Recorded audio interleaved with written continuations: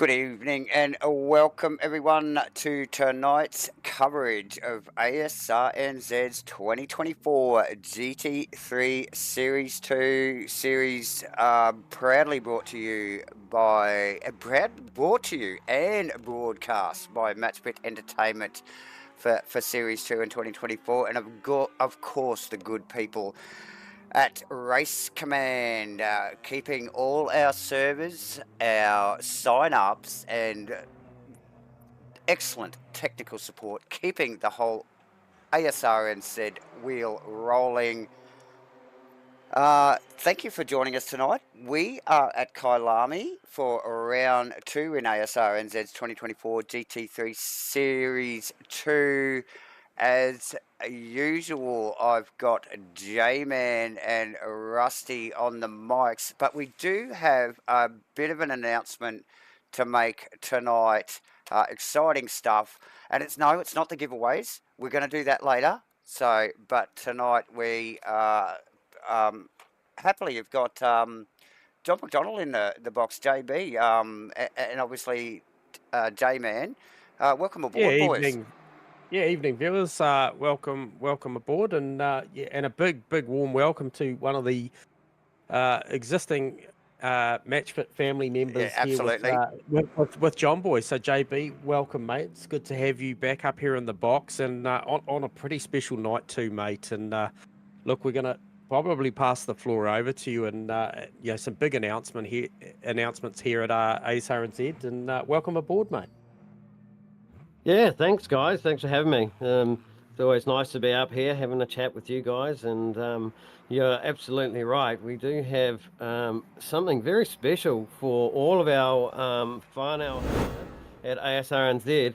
And one thing that we've been working on very passionately in the background was to get involved with an esports event. And that has happened. And as we speak, the registrations are live and open, and this is a qualifying event that ASRNZ, in association with MatchFit in the broadcast and Race Command, we're going live on a very serious qualifying event to any New Zealand participant at Assetto Corsa Competizione, and that's an opportunity to represent their country, only for New Zealand citizens. I must let you all know that.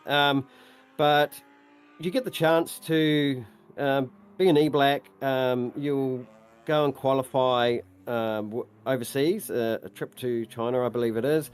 And we're very proud to be a chosen partner of Esports here to host this. So exciting times, and it's such a great opportunity for any of our community members here, New Zealand based, to represent at the highest level possible. So yeah, great news there. And you can find all that information as well just through Discord. I'm sure you guys will have some graphics there. Yeah, links in the description, guys. Yeah, so get involved. Like John said, it's a big deal. A lot of work going on behind the scenes to make this happen, John. Yes.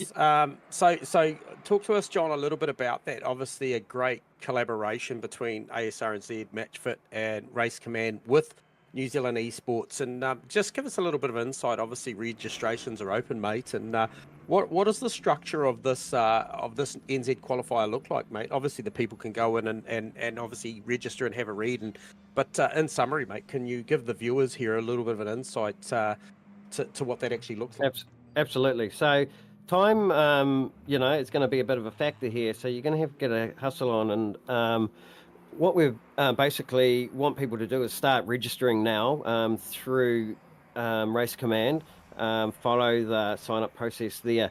There's 3 stages. First stage is just an open pre-qualifying on the 29th of August at Zolder, where you can basically hot lap in a server, crank out your best times, and we will take the top 30 open contestants. Where this is for one male or an open class, and female as well. We'll get the top spots here. Your top 30 go through to round 1, which is a sprint round at Red Bull, 2 sprint races, and that's on the 14th of September. And then followed that by the final round at Spa, which is an enduro race on the 21st of September. Now, there is a point structure, so the person with the most points wins. All sorts of live stewarding and all the professional stuff you'd expect from ASRNZ to help adjudicate that event and give fairness to everybody. So, guys, get into the Race Command, get those registrations in, share some of the links that are there, and best of all, just start getting involved and getting onto that Zolder Hot Lap, and you'll see where you rank against some of the best in New Zealand. And yeah, I'm wishing all of our members all the best of luck, and this is a great opportunity to extend our community and meet new people, and this is a very, very great opportunity. Absolutely. Also, you must have a New Zealand passport holder as well. Be a New Zealand passport holder.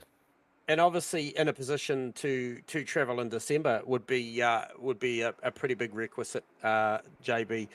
What a fantastic, what a fantastic opportunity for anybody down under here in little old God's own NZ to really get out there and you know, I think from the MATCHFIT broadcasting crew, I think you know, we'd just love to say, you know, irrespective of where you think you might stack up in the land of sim racing down here in NZ, I would highly recommend just becoming a part of this thing. And you know, like JB said, you know, top 30 goes through. That's it. Yeah, top 30 goes through. So guys and girls, get amongst it, get into those registrations. What a fantastic situation to be in. We are super proud here at MATCHFIT Entertainment and also ASRNZ to be able to be in a position to host and promote this event. And JB, I understand you are out there in the car tonight. You've got the Warbird BMW out going. How are you feeling, buddy? You good for Kyalami? Absolutely not. We are so underprepared, and that is so not like me. Obviously, there's been a lot going on behind the scenes, so a shout out to you, Davo, and Jordan as well, yourself, Glenn. So there has been no preparation for this event whatsoever. So, look, the best thing about racing at ASRNZ is you will have a race wherever you are anyway. Absolutely, so, absolutely. Looking forward to it. Long one though. Excellent. Look, mate, we'll appreciate you taking the time to have a chat to us about that. And like you said, everybody, you can find the registrations, find the links here at Discord, obviously on NZ Esports homepage as well. And JB, we will let you get your qualifying underway as we're about to embark on this broadcast. So thank you very much, my friend. John, yep, you're welcome. Thank you, John McDonald. Yes, links to obviously ASRNZ Discord, Race Command for registration, and links to more details through the Esports NZ Federation, all in the description of the stream. Will be in the in the description of the stream at the end of the night. So yeah, get involved. J-Man, hang on a sec, Davo. Hang on. Let's just give him a mate a fist bump and a handshake. We've got our good friend Russ just come back in the door. He's obviously got through his formalities, driver briefing and everything and above. He's a busy man. Indeed. So welcome aboard, Rusty. Sorry, Davo, as you were. Thank you, mate. Well, qualifying is well and truly on at the moment. I think we haven't got any indicative times yet, but the full field. Thanks for joining us, Rusty. But yeah, tell us about the qualifying tonight. A little bit different to usual. Yeah, a little bit different. So the first 2 rounds, Super Sprint round. Good evening, everyone, by the way. Super Sprint rounds for the shakedown in round 1, which saw us have 3 qualifying sessions split in half between your AM class, your Pro AM class in the first half of the session, followed by the Silver and the Pro class in the second half of the session. This being in an Enduro, and here at ASRNZ, we do mix it up a little bit. Tonight, 20 minutes, flat out, all cars on track, pit lane open and unrestricted for everyone, all classes. So busy. Very busy track. It's a shortish track, you know, minute 40 to get round here. So Which is actually surprising. It feels longer when you're driving it, doesn't it? This track. It does. It does. It's actually a short one. Yeah. So, And look, not everybody's favourite either, I think, because of it. no, killer sausages on the loose. So look, it's a shortish track, but look, 4.5 these guys are Ks, all Rusty. really good at what they do, and there's a lot of respect between drivers. So I don't think we'll have any qualifying incidents. Everyone should be able to find a nice piece of track to call their own for the next 15 minutes and get a few laps in. So Agreed, mate. Yeah, as Rusty mentioned, pretty short track, so a relatively high average speed here. 4.5 K, 16 turns here at Kyalami, so relatively good weather conditions out there, obviously at the moment. So yeah, 29 ambient, 38 tracks, so should be a tyre. It'll be interesting to see. 85-minute enduro here tonight. 3 sets of tyres available as mentioned, and I tell you, the Mustang could be a car to watch. It's got a lot of He's a pace tyre on eater. it. Yeah, at the hands of Brandon Webley at the moment, and be interesting to see what sort of pit strategy or scenario. Compulsory fuel, Rusty? yes, Play one a stop factor? only for compulsory fuel. So fuel only. Obviously, you can choose to take tyres, 3 sets of tyres, like you mentioned. So obviously, you would imagine people are going to wash one up in quali and then put them out the back for the pickup truck to come and collect and recycle. And then the next 2 2 for the sets, race. yes, and 2 for the race. So I guess, it would depend. For me, it would depend on how I'm going in the race, I think, before I make that call. If I'm not in traffic and I'm going okay and I'm not really burning up my rubber much in the first half of the race, I might just try to keep going on the same set. But then other people would have been doing their work and, they know their tyre wear rates and everything. It's all setup related too. So I do suspect 1 or 2 people may be trying to cut the race in half and turn it into 2 sprints with 2 fresh sets of tyres and 2 lower fuel loads, obviously. So it'll be interesting to see how it plays out. Do you think potential for maybe I'm sort of thinking towards maybe a couple of the Ferraris? Obviously, I can't see. Is Maddie T on track tonight, or is Maddie? She's not on yet. I thought she was in earlier. Okay, it's just no, we've known no. historically Maddie's prowess with the tyre on that Ferrari would maybe a tyre flash and whisperer. dash. Yeah, she's very accurate with the tyres and looking towards even when we're talking about class racing, somebody like Vaughan Martin. As well. Darren Oh, we've Green got and Maddie co, in the you know. chat. We've got Maddie in the chat, actually. She just dropped in. Thanks, Maddie, for joining us. She said the splash and dash is very hard here. So there you go. A lot of tyre wear, I'm suspecting. And this is the other thing too, J-Man. The unknown for me is the Mustang. It's a relatively new addition to the grid. We just don't have the same kind of years worth of knowledge that we can draw on in regards to these little kind of idiosyncrasies about it. So I don't really know, does it get a second life like the Porsche does, for example? You know how the Porsche the tyres come back to it again? Yeah. Does it do that? Or is it a nice gradual kind of decline? Do they fall off a cliff? One lap they're fine, the next lap they're not. So these are all things that are going to play out for the Mustangs tonight, for us anyway. Yeah, and obviously Antoon at the top at the moment. We know how fast Webley is. Hasn't actually banked anything reasonable at the moment or anything, I think, just looking. However, potentially is it too hot out there at the moment to see a 39? Are we probably looking somewhere at about a 40.3 or a 40.4 to be the pinnacle of qualifying here tonight, still with just over 12.5 minutes to go? What's your thoughts? Yeah, so I think we saw a 40.4 in practice, and I do believe it was Webley that put that down. Yep. So, yeah, it wouldn't surprise me. I think we're a little hotter now than we were in practice, though, aren't we? The sun's even higher in the sky. So, what's the track at the moment? It was 37 in practice, so I can't see it at the moment. 38. It's 38. So it's 29 in up. ambient and 38. So that ambient's just slightly up as well. So yep. Maybe not. Maybe somewhere around the mid 40s. Maybe 40.5 might be the benchmark. Be interesting to hear from some of our viewers that have actually pedalled out there and done that. But hey, what a fantastic field, Davo and Rusty. 45 cars out there on the circuit, and I can tell you what, there's a good, I think, 40 of them out there right now as we speak. I think we might only have around 5 stationary, or maybe 6. So around about 39 cars out there circulating on this 4.5 kilometre circuit. So, and You'll love to see it. I'm currently looking at my track map on my my data, and look, I think the biggest air gap that I could see is in front of the 92 car. Otherwise, everyone else is more or less got a gaggle of cars in front of them. So Ashton Hughes in the Porsche probably got the biggest air gap that I can see. Depends your personal preferences too. I did mention in the driver briefing to the drivers that, you know, being a back of the grid guy, I do like a lot of space in qualifying, and I want to turn off the delta and, you know, just relax a little bit. But everyone's different. Some people are fine in traffic and they want to get that extra kind of 2 or 3 tenths down straights, you know, with the draft. So there's a lot of that stuff going on too. There'll be some teams out there with some, you know, some associations. We don't have a teams championship this year, but there are still teams participating here at ASRNZ. So I know Breakfast Crew, for example, you had J-Boy on, you know, just before making the announcement about the esports. I know that's something that the Breakfast Crew were always really good at, giving each other, you know, little runs in qualifying and stuff, and working together as a team to get the best qualifying time. So there might be a little bit of that going on out there as well in traffic. But yeah, plenty of draft out there if you're looking for it, with 45 cars circulating.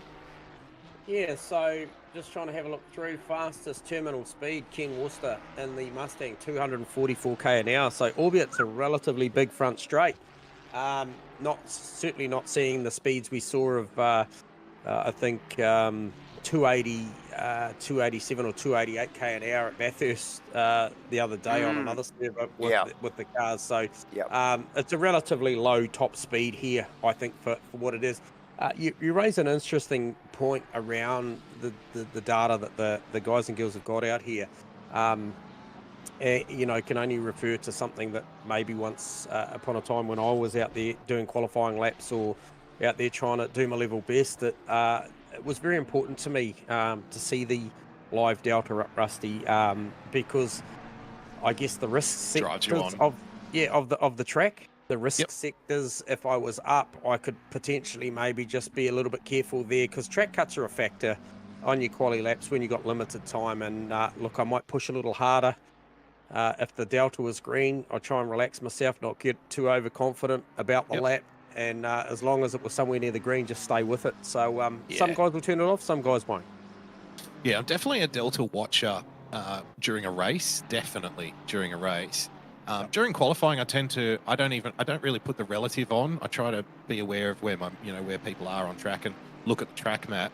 And I'd rather switch to the overall standings on the totem pole, because then I want to see how far the gaps are between myself and the next guy and the next guy and the next guy. So I do keep that in mind. But definitely during the race, I like the delta on, because, you know, when you're a lower class driver like myself, Pro-Am or Am level, it's not really your fastest lap that's going to get you the best result. It's your average lap time. Average lap time for guys like us will always beat one hot lap. So I try to get a lap time that's comfortable, that I also feel like is a decent clip compared to the cars that I'm racing against in my class.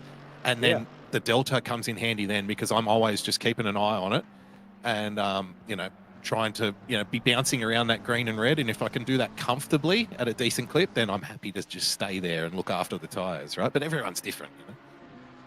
Yeah, 100%. Hey, just picked up on Brandon Webley, a guy that we saw go top of the tree in official practice with, I think you called a 40.4. Just in a spot of bother at the moment, maybe trying to find his rhythm. See him just pull up at the start of the lap. And look, he's out there, he's trying to cycle back into it. Obviously, you covered off driver brief just before. Do you think that the newcomers to ASRNZ are adapting relatively well to this? If you escape, it's a tow truck deal. And, like I've seen a lot of the top guys, Antoon Rees, Aerosmith and co, all back in the pit lane. Obviously, they've had to drive that car back to the pit lane before they can escape. You think that's quite well received at the moment?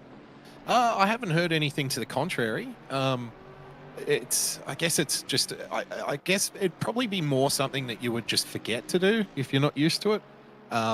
Because I'm not really aware of many other leagues that have that rule that we have here. So if you've never driven under those conditions before, there's always a learning curve when you're in a new league and a new set of standards and guidelines. So we always direct our drivers to look over our standards and guidelines. We did make mention of the qualifying conditions that we have here about going back to pit lane. I think, generally speaking, we can only compliment the new drivers, because we last week were at Brands Hatch with a very big grid on a very small track in very, very difficult conditions. And I think we had, what, 2 or 3 reported incidents for the whole weekend. So Wow. 3 races in those conditions. And that was with a whole bunch of new drivers on the grid who probably haven't driven here before. So I think, you know, we're going okay, and the new drivers seem to be fitting in really well. So that's all we can ask for, right? It's, you know, that's the way we like to do things here. You know, keep it respectful and give everyone space and keep the racing clean. And so far, well, in everyone, it's a real testament to everyone's professionalism here on the grid. They've done it. So hats off. Absolutely. So obviously Webley now banks a lap 40.5. We talked about those mid-40s. He's gone and banked one. So very, very impressive job there. Just to be a couple of tenths ahead of Phil Antoon. We've seen these guys trade week in, week out at different places, and obviously last week was no exception. Just want to talk to you a little bit about, obviously with new driver sign-ups. I'm going to pick on the 45 car, Rusty, and just get you to just explain to the viewers maybe how this works a little bit. Jacob Wadsworth is no stranger to myself and Davo. We get to call Jacob from time to time around the traps. Now, however, he's come in, I guess, unclassified and effectively is in there registered as an AM, unidentified. Now, an AM in the top 10 in this field, I suspect, may be looking at that time 9/10 of a second off of Brandon Webley's time. He may not last too long in that category. Can you just explain how that works? Yeah. Yes, if you are an opportunist category hopper out there in the audience and you're thinking, I might sign up to this ASRNZ, they don't know what the hell they're doing. Unfortunately, I can report that the guys, when they're not in the production truck, you know, warding off wood nymphs, making pineapple fritters or eating Swiss chocolate, they are in fact poring over reams and reams and reams and reams and reams of data that we have at our disposal. And it's not just kind of where you finish. There are so many things that are considered by the ASRNZ classifiers to put people in the correct class on track. And it's done, you know, in a very considered fashion. So what you'll usually see is after about 3 or 4 rounds, if there are any adjustments to be made, they'll be made then. But it's continuously monitored throughout the season. But we do have a pretty good history of once we make that change, you generally 9 times out of 10, touch wood, I don't think you'll see another change to the class for the rest of the year. We tend to get it right.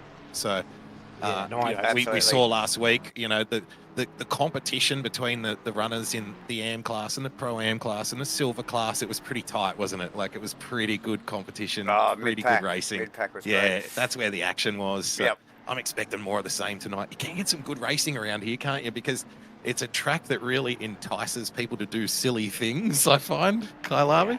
You know, there's corners that really pinch up on you that you really shouldn't stick your nose in, and all these other things, weird and wonderful things that happen here. So I'm looking forward to it. Yeah, look, there's an invitation code on a lot of the stuff coming down the mine shaft and stuff. But however, viewers, for those of you that are frequent MatchFit's broadcast, you obviously see the totem up there on the left, and we appreciate all the graphics that we get, very proudly supported by Davo's hard work there. And you'll see that top end of town with Webley there, you'll see that the middle box there is indicated in a relatively white colour, which indicates pro class. And then you'll drop down to somebody like Shane Fodderdo, the 585 car on the totem, currently sitting P5. He's racing out of the silver class. And then we just spoke about the Wadsworth car. You'll see the red indicator there. And that indicates that he is running out of the AM class currently. Well, speaking of classes, J-Man, can we just talk about the class of the field at the front? The top 14 cars so far are separated by a second. Yeah. So it's tight. It is really tight. Webley and Antoon and Ethan Cale and Steve Rees, I'm going to say that's you know, they're the first kind of pack that's setting themselves apart from the rest at this point. Shane Fodderdo had a really good round last round. Some really good results, some really good racing. And in the silver class, he and Arrowsmith, I think those are that's your Mackay Diva and your Black Caviar in that class. I think those are your two that are really going to be pushing each other all the way through. And look, surprising for me so far is we've got Vic Chan looking a little bit down in the running in that Bentley. I think we expected the Bentley to be a little bit quicker tonight, but it may not be. Yeah. So So Aerosmith down in got him there, yeah. So with far, yeah. 6. Yeah. So that's notable actually. Chan usually up a little bit more. Maybe the track maybe not so suited to the Bentley's liking. So, but Got Matty we'll watch reporting that. from pit lane, Davo. Matty saying from pit lane, people are struggling to improve times. Track must be pretty low grip. And we've got Philly D, my boy Philly D in the chat also, As well, saying it's really slippery and hot. Yeah, out there, so we got optimum track conditions, but very, very hot. 29 with the track Crazy. at 29, but track is 38. So it's definitely up at the high end of the Richter scale there. Campbell just moving up a couple of positions too, just to pop himself in 6th in front of Aerosmith and Chan in 8th respectively. So nice work. Mitchy Campbell, super quick last week, on a lap here, but had guys. a tough race. Okay. Well, how much? What's the number? How far up is Rees? About a 10th? About a 10th up.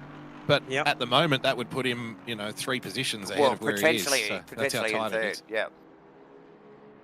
Yeah, so Steve Rees racing out of the Far Gone Racing Aston Martin showed a really good set of heels every time we've seen him out here, especially last week as well. So we will touch base a little bit on the points out of round 1 shortly when we get an opportune once this qualifying is finished. However, this will be Rees's last run at it. What has he got? He is about that 10th up, so he's going to improve on this. Ethan Kale with a slight improvement, I think, just recently. Second row. Yeah, thought he'd pop into 3rd there. So nice work from Rees in the Frodo to 2nd position. Yeah, so Frodo got into 2nd and literally just parked the car up and said... It's a Mustang party at the top 2 forwards. So yeah, nice work from Frodo. Brad Robinson still out on track. I think that is John McDonald just in front of him as well as they run across the line. The timer has wound down. We've got Spence doing a practice pit stop. Collins still out on track. A couple of drivers Dayton out on up track. on his time by about a second. Oh, it looks like he's invalidated, unfortunately. And it could be an outlap. He's a 10th to 2 tenths up, so he's pressing on. So I'm saying that this is going to legit. What does it do for him? 41.2. Going to see him go up a couple of spots, I think, potentially. No. Oh, hang on. Oh, it's down the road here. Yeah, I think it was invalid. Yeah, okay. Yeah, I popped him up 1 position, so 23rd for Collins, just pipping Hughes there right at the end. So the usual suspects up the pointy end here. No, I wouldn't say that at all. It's actually Webley and Fodder. I think Webley, what did he qualify about? 5th last round? He was around there. Yeah, 4th or 5th, somewhere there. Yep. He had a tough race. Fodder ended up on the podium at the end of the night. He did really well, yeah. And obviously Antoon as well in 4th position. So yeah, a little bit of a mix-up, but yeah, like you said, difficult conditions, hot weather here tonight. And the Fords, that's what we all want to know is how does the Ford handle the tyre deg on a hot track here in South Africa? And there's a lot of potential damage to do to your tyres here if you do it.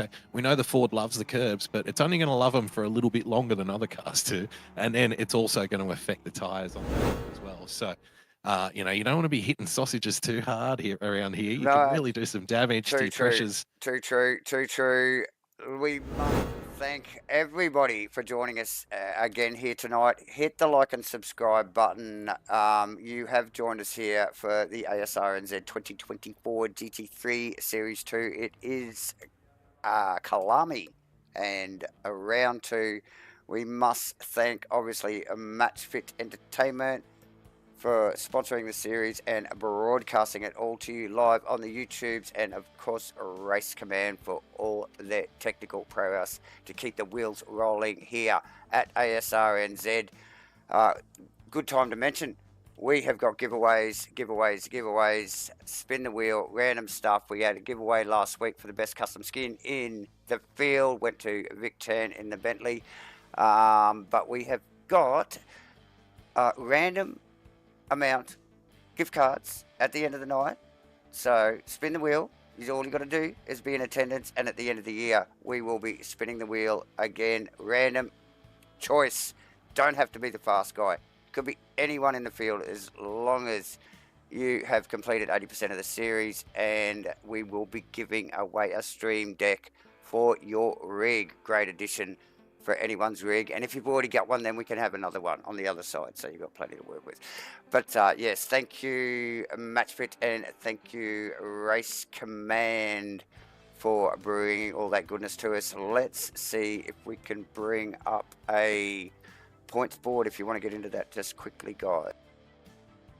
Yeah, absolutely. Absolutely. You've got some graphics up here as well. So thank you very much to the good people behind this points leaderboard. A little bit different this year, so I think a big shout out to John Carter as well for this one. But as you can see there, we are looking initially at the overall, and we do see Phil Antoon out on top there, 200 points over Vic Chan, Steve Rees, Shane Foddo, as you mentioned, having a great round. Mitchie Campbell in there as well, top 5. T-Fam, Matty Dayton, Sam Carson, Brad Robinson, what a great result for him out of round 1 as well, and Riley Price rounding out the 10 there.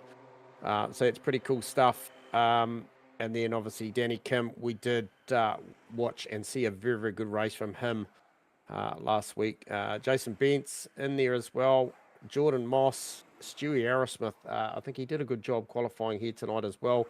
Macrolos, McDonald, Carter, Malling, Jones, and Turner round out the 20. And isn't that great to see an AM top 20 over what was a 39-car field last week? Oh, absolutely. So pretty impressive stuff. And but the big one for me out of last week was Phil Antoon doing the three-peat there, 1-1-1.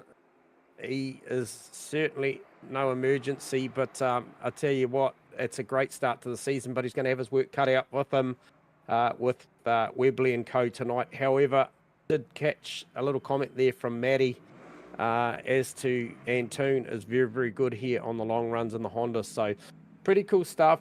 We may look at getting a little bit more in depth in the coming rounds and actually just breaking down these classes for you. We may even have time later. We'll see how exciting this enduro goes. But well, just on that, J-Man, can I quickly mention, we'll just scan down the classes a little bit. In your Pro-Am class, the top qualifier for tonight's race is Vaughan Martin in P21.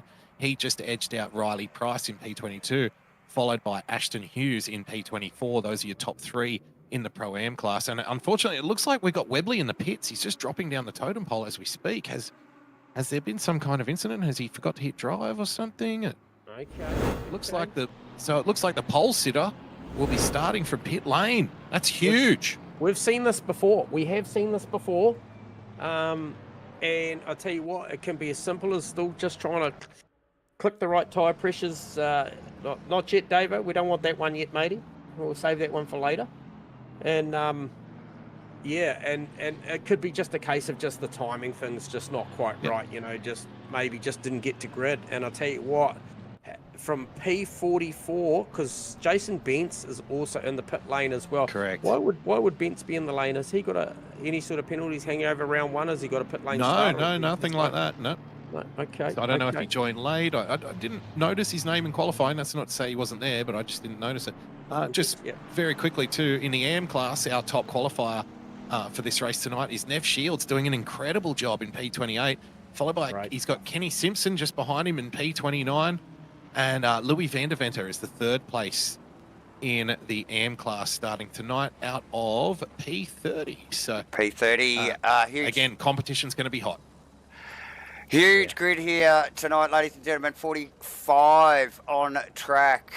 On track here as the boys grid up around past the Kyalami Salami down towards the final corner. You have joined us here once again for ASRNZ's 2024 GT3 Series 2 Round 2 Kyalami. 120 minutes. Hit the like and subscribe. Get comfortable. Grab a bevy. We are about to go green. We have Foddo, Reese, Phil Antoon, Ethan Cale, Mitch Campbell, Aaron Smith, Vic Chan, Dayton, Crossland, and Haas rounding out the top 10 as they cross the line. And we've got a green light. Good jump from Antoon immediately. And we see Aaron Smith and Campbell go at it in the background. They're three wide. Straight away. There's a few 3 wides actually backfield. There are. Very orderly And turns 2-1. through. Very Big impressive field, stuff. big field of cars here, ladies and gentlemen. Plenty to navigate for these drivers all the way through the field. Steady as she goes in the background. Ethan Cale losing a position to Rees, and Crossan losing a position to Dayton as well. And Rees and Cale side by side. This is not over yet. Who's tucked in behind? Mitch Campbell, super quick last week at Brands Hatch, and he's got Ara Smith to deal with as well. It's lap 1 here at Kyalami for round 2. Hale sweeps around the outside of Rees, heading down through the S's, which is a nice move, but looks like Rees has got momentum heading up the hill. Yeah, mate. So Here we Hale go. covers pretty quickly up to Lukop. And they'll Tough head to get down. done around the outside there. He's Oh, going to be isn't it vulnerable right? here to Campbell. Campbell looking speedy. Aston's got some horsepower down the mine shaft. So nice work. Ethan Cale and Steve Rees swapping positions throughout the opening lap here so far. Fairly orderly start. Brimblecombe over Robinson in the background as well. Boys, a couple of changes of position. Turbot over Green. Melling over Sharks. We've got a rotator in the back, and I believe it was possibly Aaron Enright facing the wrong way down the bottom of the mine shaft there. Flicks the car around. Looks like he's been involved in something with Louis Van der Venter because he's recovering as well. And we see Jason Bentz in the back of shot as well. So a little bit of a mischief coming down the hill, but no doubt they'll sort that out and Our pole carry sitter, on. Jason, our pole sitter, sorry, J-Man, Webley is now up to P38, starting to that long climb back up the mountain. Yeah, well, look, we just did see him roll back to pits, didn't we, on the formation lap? So, yeah, look, something gone awry there. But, look, that'll be the recovery to watch. Run it tonight. Where will Webley get that Mustang back to? Plenty of temperature back here And from to the about front, mate. 6th down, 6th, 7th, 8th, 9th and 10th, which is Arrowsmith, Chan, Crossland, Dayton, Carter. Heated battle You've actually going on got there. 20 cars, less than a second apart from all of them. It's crazy. It's each other. crazy. Collins It's over insane. Collins over Wilton as well. I think that's still going on. Collins off track. Let's Wilton back past. Turbot just tucked in behind there as well. So Collins losing quite a few positions there. What do I count there? 1, 2, 3, 4, 5, 6, 7 positions. Wilton now has Turbot to deal with. Yeah, and as I mentioned, Phil Antoon making that pass on Shane Fodado, and now he's just trying to break away, using a lot of curb. Better outside curve than inside curve there, though, J-Man. 100%. Couldn't agree more. So good job there at the start of the race from everybody. Obviously, the only one report that I could see to report on that went a little bit pear-shaped was the Enright car. So they'll press on. Still an 85-minute race. One compulsory pit stop for fuel here required. However, as you mentioned, Rusty, I would suspect might be a good portion of the field looking towards a 50-50 with a tyre on this because it is hot and slippery out there. Yeah, it's a brave driver tonight, I think, that's going to try and run the gauntlet. But there are a couple of cars out there that are capable of it. Obviously we've touched on the Ferrari, but... Who was that? Was that the Tony Spence car briefly off track? Oh, now he's got engaged in some contact and he's in the fence heavily. Oh! Just misses the car as well. I think that was potentially the... who was that? I wanted to say... Carson, I think, J-Man. Moving back a few positions there. Car. So, yeah, we're just picking up on a replay there of that incident. Gee, it's pretty spicy in the mid-pack. I'm just watching Carson and Robertson and Hughes. They're all over each other. They are. I got a feeling it was actually the Wadsworth car was involved in that as well. So, man, that pack is hectic. There's plenty going on here. We've got Brimblecombe over Moss as well in the background. And you just go back a little bit here. We're talking 9 cars in this Mate, that is incredible. Hendo And then there's another 9 not far behind them going at it. So just... Darren Greeny and Steve Melling and co all in there. So it is Oh, I It love is- our mid pack. I It really is do. fired up in the middle pack right It's now. special. It is special. Lucky they all got helmets on. Look at this. Out of the back of Costas Macrolos's Audi there, ladies and gentlemen. And look at it. Look at the fan of cars in behind there. You can easily count, oh, God, there's got to be about 7 of them there. And Macrolos has Robinson in front of him. So like Rusty said, that rounds out about 10 cars there immediately. Kim over Huddy in the background as well. But massive field of cars. We're only 3 laps in here in a 120-minute race. So plenty of racing yet to come. The pack behind, where does it start? It starts from Webley as he moves through the field up into 30th. But then you've got Nash, Worcester, Collins, McDonald, Davison, and Hunter, Grimmer, and Haas in the background. So, wow, loads going on here. Massive field of 45 cars here for ASRNZ tonight. That's a fantastic result in 3 laps to make 14 positions for Webley. He is on an absolute charge. He's rounding up to the back of what will be Kenny Simpson, Steve Melling and co. And look, he'll have the measure of the next pack of cars, but he's got to navigate through here and come out with a good clean car and to be able to. That's a skill in of itself, isn't it? It is. Have the patience. You got to bide your time. You know, you're braking a little bit later. You're on the gas a little bit earlier, and you can find yourself in sticky situations when you're braking so much later than the cars around you as well. So, just got to play the game here. Patience. We've got a lot of race to go, and can still get a good result here. Absolutely. Like you mentioned, long way to go. We are only, 8 minutes in or something. There's plenty of racing yet to come, ladies and gentlemen. Click the like and subscribe. Throw us a message up in the chat box. We love a chat. We love a chat up here. So, yeah, light the chat box up and grab a bevy, get comfortable, and click that like and subscribe button, ladies and gentlemen. Eyes on Geordie Moss at the moment, currently holding down 13th. He's moved back, I think, a position or 2 since race start. I think he's not as well as he would like to be tonight. So yeah, a little bit under the weather. Bit under the weather, yes. Webley once again dispatching Simpson and Greeny to be, I believe, 28th now. So he is just on an absolute charge to try and head towards where he thinks he needs to be, and deservedly so.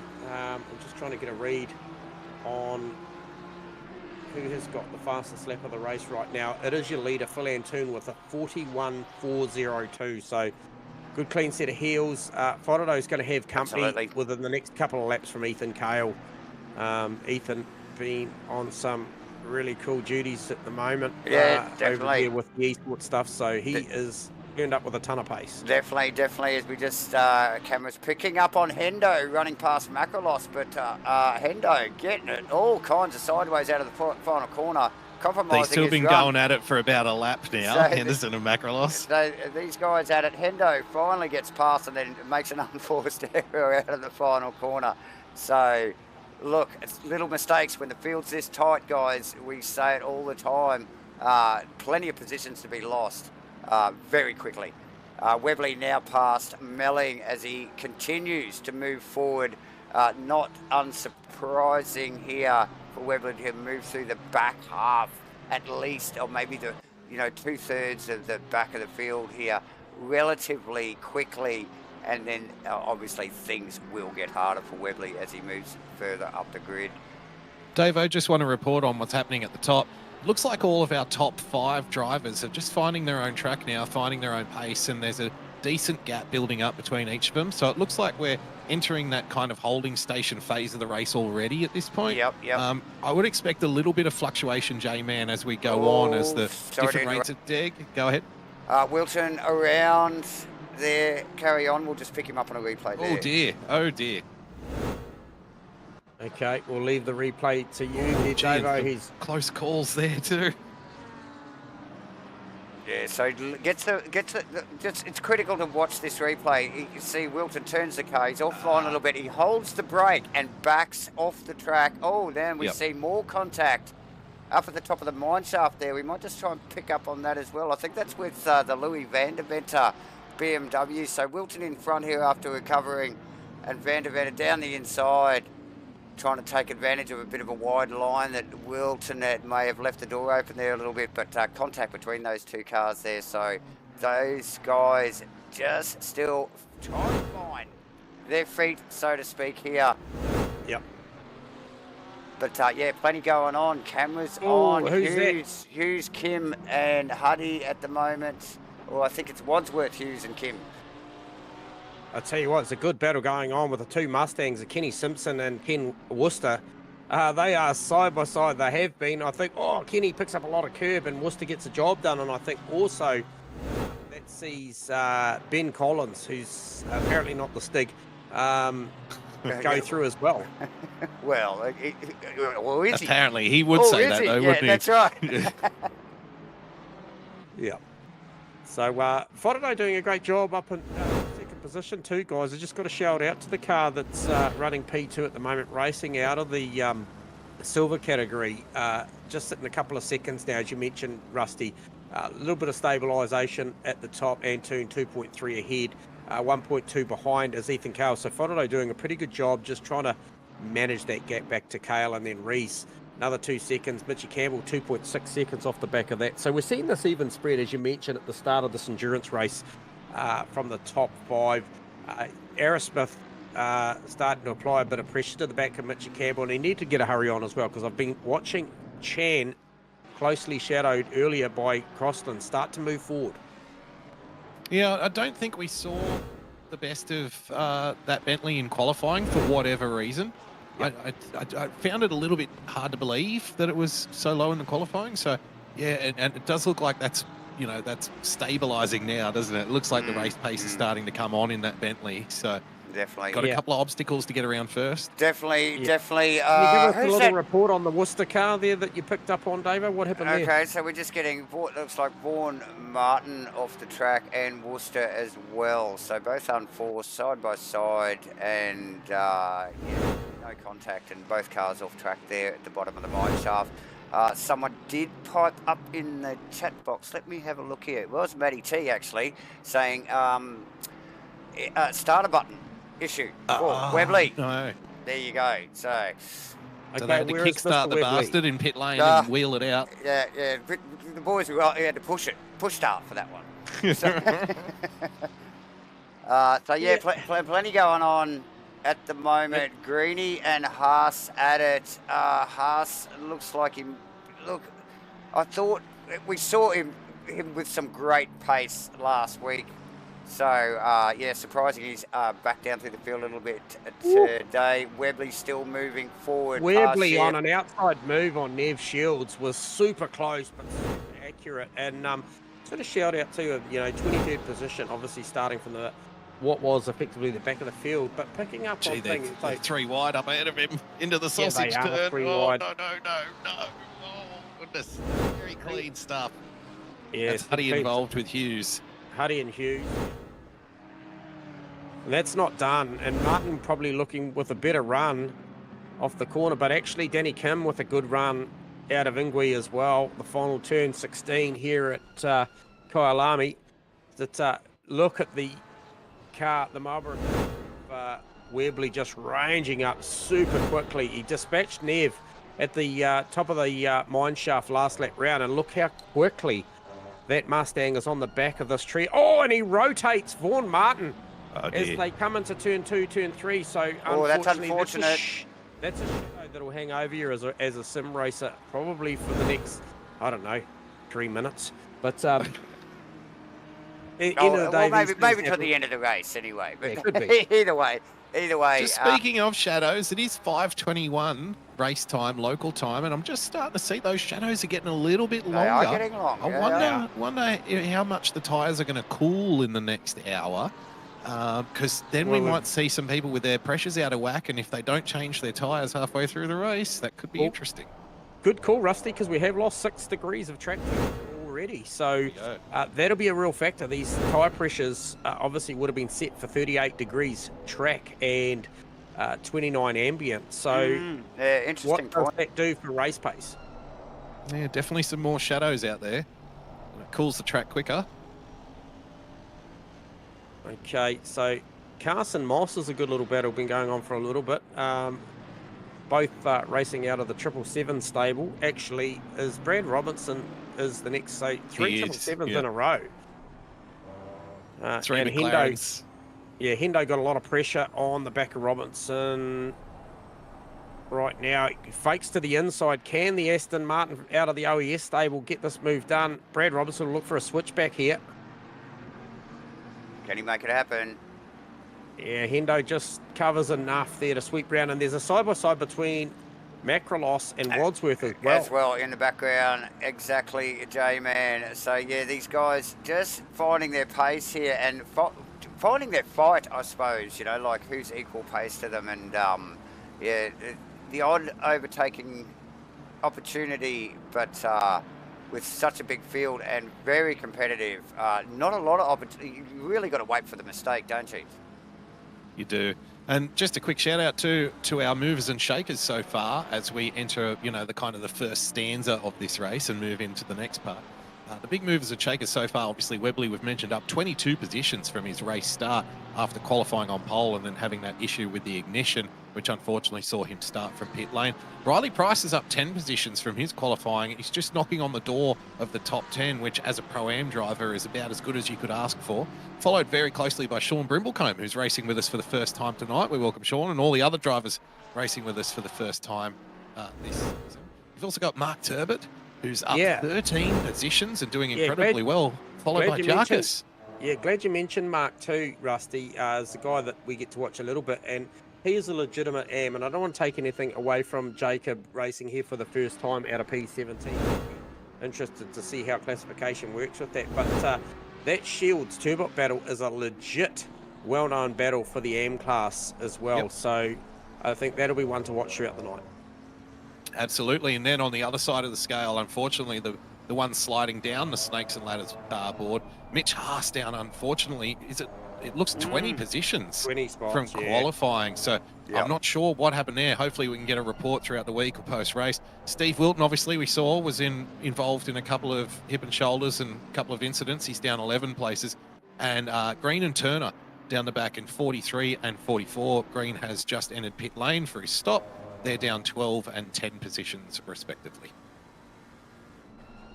Yeah, so Turner been in already for a good 2 minutes 24 on the jacks to see an overall time of 2:49. So that was clearly a repair damage. Good to have you on board, Dixie.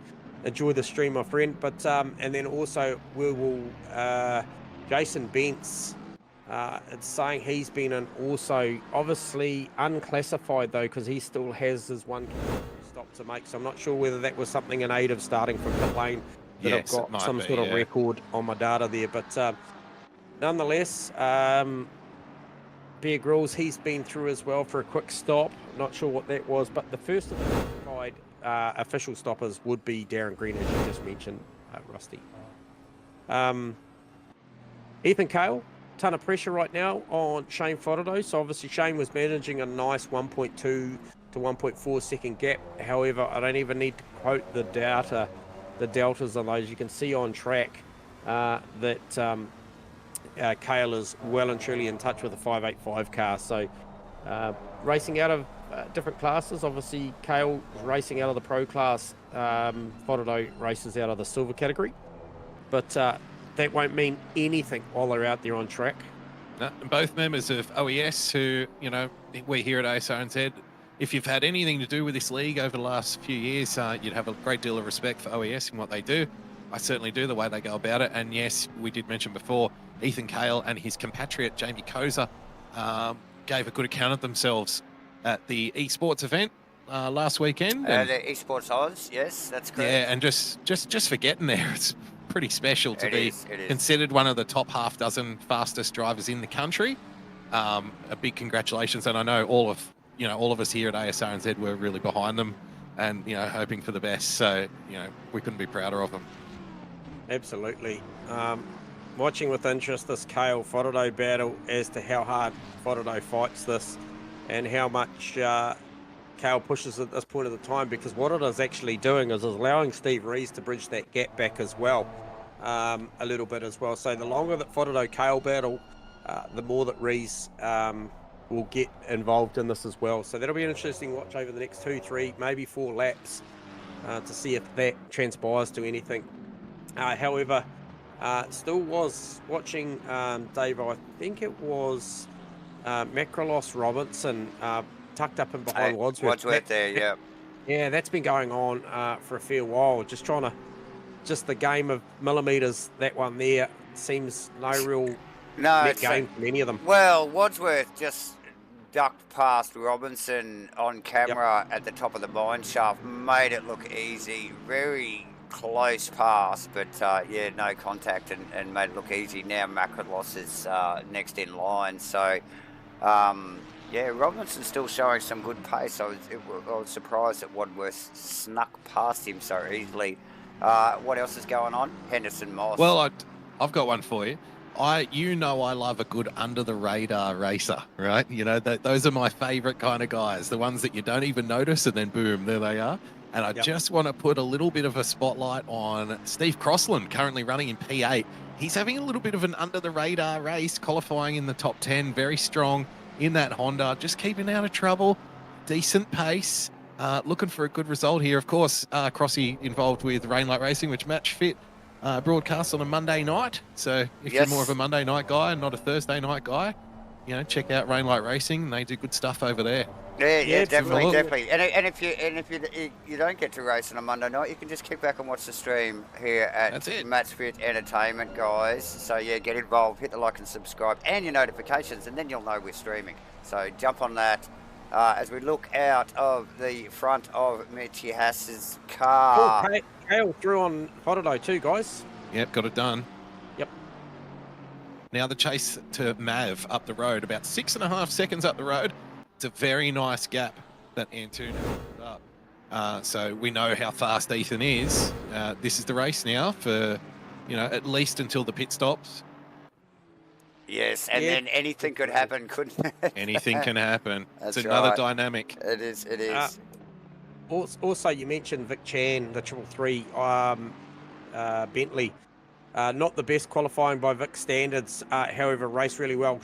Crossland, you were talking about Steve Crossland just before in the Simblacks Honda. Now, he was shadowing for the better part of this race till recently, and then Chan managed to dispatch the fake taxi McLaren of Stewie Aerosmith, and he's moving up the road and starting to close in on Mitchy Campbell. And I guess Crossland's just, he didn't manage to go with as well when he got Stewie, but Vic Chan moving forward. And what does that look like on paper? Okay, so accordingly he's only up 1 position, so clearly Aerosmith with a great start to that race, and then Chan up 1 spot. So looks like, unfortunately, John McDonald may have had an issue, because I'm riding on board with Phil Antunes. I've just seen him pop up on the road. He's in P40, so he's about to become the traffic for Phil Antunes. I just wonder, something might have happened with JB at the start of the race that we didn't catch. Has he had a pit stop already, I wonder? Has he? Because it's still showing he's got a pit stop to do. Oh, okay. I can tell you, John McDonald has not trundled the pit lane tonight. However, obviously we had him here for the very, very cool and exciting announcement news around esports, and he did basically come into this round. Was scheduled not to drive tonight, but at the last minute fired up the Warbird BMW and went out. Got the sponsor in last minute, did he? The 500, you need the entry fee. Someone came to town. Someone called up, said, I'll put my sticker on the bonnet, mate. You'll be right. Pretty unprepared, so I would suspect that BMW's out there with a less than ideal setup for John McDonald, because we know he is a class driver. So he's out there doing his thing, and he'll just dig deep, and don't expect to see him finish P40. He'll just plug away and make his way forward tonight. Sam Carson, continuing on his return to sim racing. He's been away for a little while, probably living a life and doing, other things other than this. I don't understand that mentality myself personally, but I don't get it. He's weird, isn't he? It's a weird thing to do, to go out and live your life. But he's back on the grid, and we're very, very happy to have him. Having another good under-the-radar kind of race, currently running around in P13, just ahead of Moss the Boss and Hendo in the Aston. Yeah, good to see an old friend tuning in, and Ashley Vertiger. Good to have you on board watching the stream tonight, mate. It's always nice to see familiar names pop up on the live stream. But yeah, JB and Steve Wilton out there. So Thomas the Tank, he's obviously been around at some point, obviously on his own at some point, hit the curb, and then also got engaged in a little bit of contact with, I think it was, did you mention, was it Van der Venter, Davo? Oh, yeah, Wilton and Van der Venter there at the top of the mine shaft. Yeah, just a little awkward situation there. Both guys pointing in the right direction now and back on Chan the is track. past Campbell, by the way. Okay. So the march continues for Vic Chan. Like I said earlier, I suspected that the Bentley had better race pace than what we saw in qualifying, and the track's starting to come to it, isn't it? Yeah, definitely. Nathan Henderson in the pits. I'm just wondering if this is a scheduled stop because it seems a little early. Oh, somebody ran in the background there. Who is that? Hendo. Oh, no, that's Hendo in the pits. Yeah, Sorry. I'm not sure I who think that was. it might have been Nash. Looks like a tyre stop too for Hendo. Yeah. Oh, Definitely. No, it's one of the purple Lamborghinis, actually, there, boys. Round in the final corner in that melee that is the mid-packet. Well, I think we can confirm Henderson to be the first non-repairs tyre stopper tonight. So he's gone for the fresh set with 58 minutes to go. So 35 seconds on the jack, a 59-second turnaround. So remember that number, viewers, because that could prove to be important throughout the night, depending on where they are. It's obviously relative to that driver and the battle that they're in and who they were with. I think Hendo was battling very much Moss. Yeah, he was with Moss and Carson, or Moss and Wads. Yeah, Moss and Carson. So we'll look to see what Carson and Moss do as far as do they cover the undercut, what's the pit stop look like. But that looked like a pretty efficient stop. Webley has just gotten past dispatched Brad Robertson and now running in P16 before the pit stop corrected positions. Yeah, so look, as and we with expected, the fastest lap of the race as well, a 41 flat.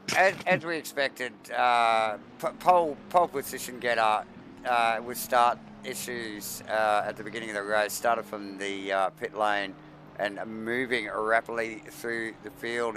We're 16 laps in. We have about 57 minutes to go, ladies and gentlemen. So plenty of racing to come and plenty of time for Webley to just sneak his way further up the field. Massive field. I just see Ashley commenting, you called him in there, J-Man, asking why John and Farmer were so far back. Ash, look, massive field. We got just a huge field of cars. We got 44 in there. 44 guys in here and some very rapid contenders here at ASRNZ these days. And yeah, look, it's a hard-fought battle just to get in the top 10 these days. Yeah, big shout out to obviously normally conventionally we would pick up on new entrants with normally a field that maybe be 10 or 15 short of this. So I just want to shout out to Sean Brimblecombs. He's actually a guy that you and I have both commentated in the past, Davo, through some of the endurance stuff. A very, very capable driver is Sean. So good to see him here. Obviously welcome back to the likes of Ethan Cale. Yeah, certainly a very, very solid field out there tonight and competitive in every single category. So yeah, still looking towards the Riley Price. You picked up on it earlier. Oh, thanks for mentioning that too, because he's having a big look at John Carter here, and this is for a top 10 position. Riley Price in the Pro-Am class, John Carter in the silver class. Yep, as we and just it's see, getting very spicy. As we just see, Zarkis turn the OG ASRNZ Lamborghini around at the bottom of the mine shaft, and let's 1, 2, 3, 4, 5, 6, 7, 7 cars past. It is pretty full on here. Don't make a mistake. Actually, someone just snuck into the pits there too. I think it might have been Haas getting out of that battle. Yep. Yeah, so It is Good all call. all going on. Yeah, well, look at that hectic battle. I mean, it's just dangerous being amongst it. But yeah, a lot of respect out here. All these guys racing like they're in the top 4 or 5 positions, but they are pretty well. Oh God, where are we? 22nd, 3rd, 4th, 5th, 6th, 7th, respectively. You know, and 8th, because it's a pretty long train there. So plenty going on. So just want to pick up as well. If sorry if you'd already called it, guys, but yeah, Dayton through on Cross, and I'd watched that battle transpiring, and Campbell still hanging on to the back of Vic Chan. Price through on Carter as well. Price through on Up Carter. to P10. Great work. Yep. You mentioned it. He obviously got it done. So he's got that 979 BMW wound up. I bet you John Boy wishes he had that set up locked in. Talking of old friends and old faces, welcome aboard to the broadcast. Enjoy very much, Matt Cook. Great to see some old friends. How you doing, mate? Good stuff. And look, if you've retained that VR, mate, get amongst it. Chuck your registrations in, and certainly if you picked up at the top end of the stream, Esports NZ, NZ Qualifier, mate, get amongst it. Yeah, exciting stuff for ASRNZ, Race Control, and of course MATCHFIT Entertainment, the official broadcaster for the event.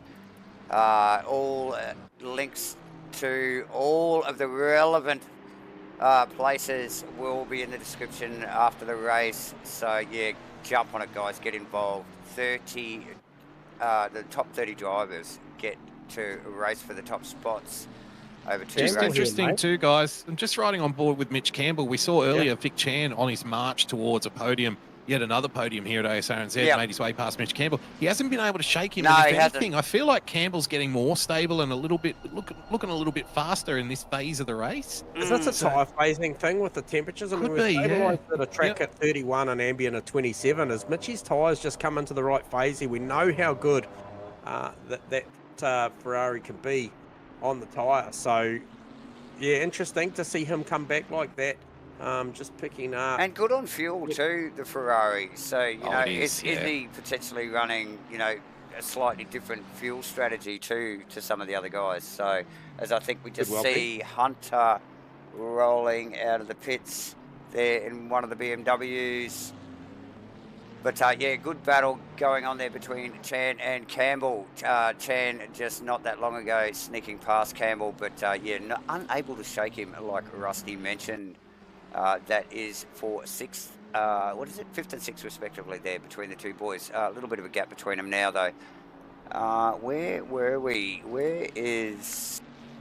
I want to pick up on Nev Shields' stop too, boys. 1 minute on the jack sees a total time of 1:25 down through the lane. I talked about Nev Shields in a pretty decent battle, I think, with Mr. Turbot as well. Mr. Turbot is pitted at this stage, and we just pick up a drive-through penalty for Steve Wilton. That will be for track limits, guys. Yep, yeah, something we haven't really mentioned tonight. Yeah, Race Control called it as track limits exceeding. So, yeah, tough gig for Wilton tonight. Haas One of those nights. Yeah, look, Haas has been into the pits though, back in 38th.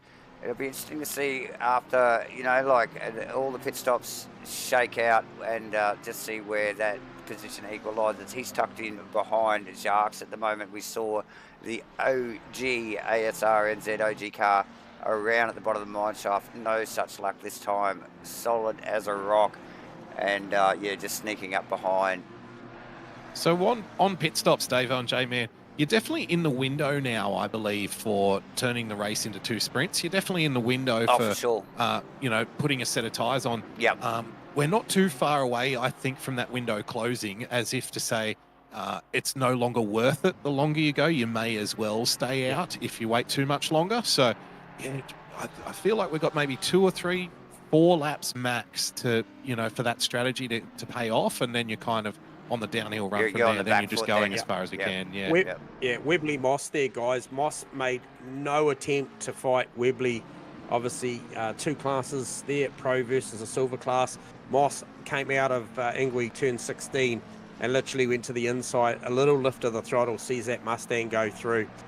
doesn't hinder the progress, and certainly doesn't upset Jordan Moss's Not rhythm. at So, all. And that very puts, smart move. and that puts Webley in 14th position after starting at the back of the pack.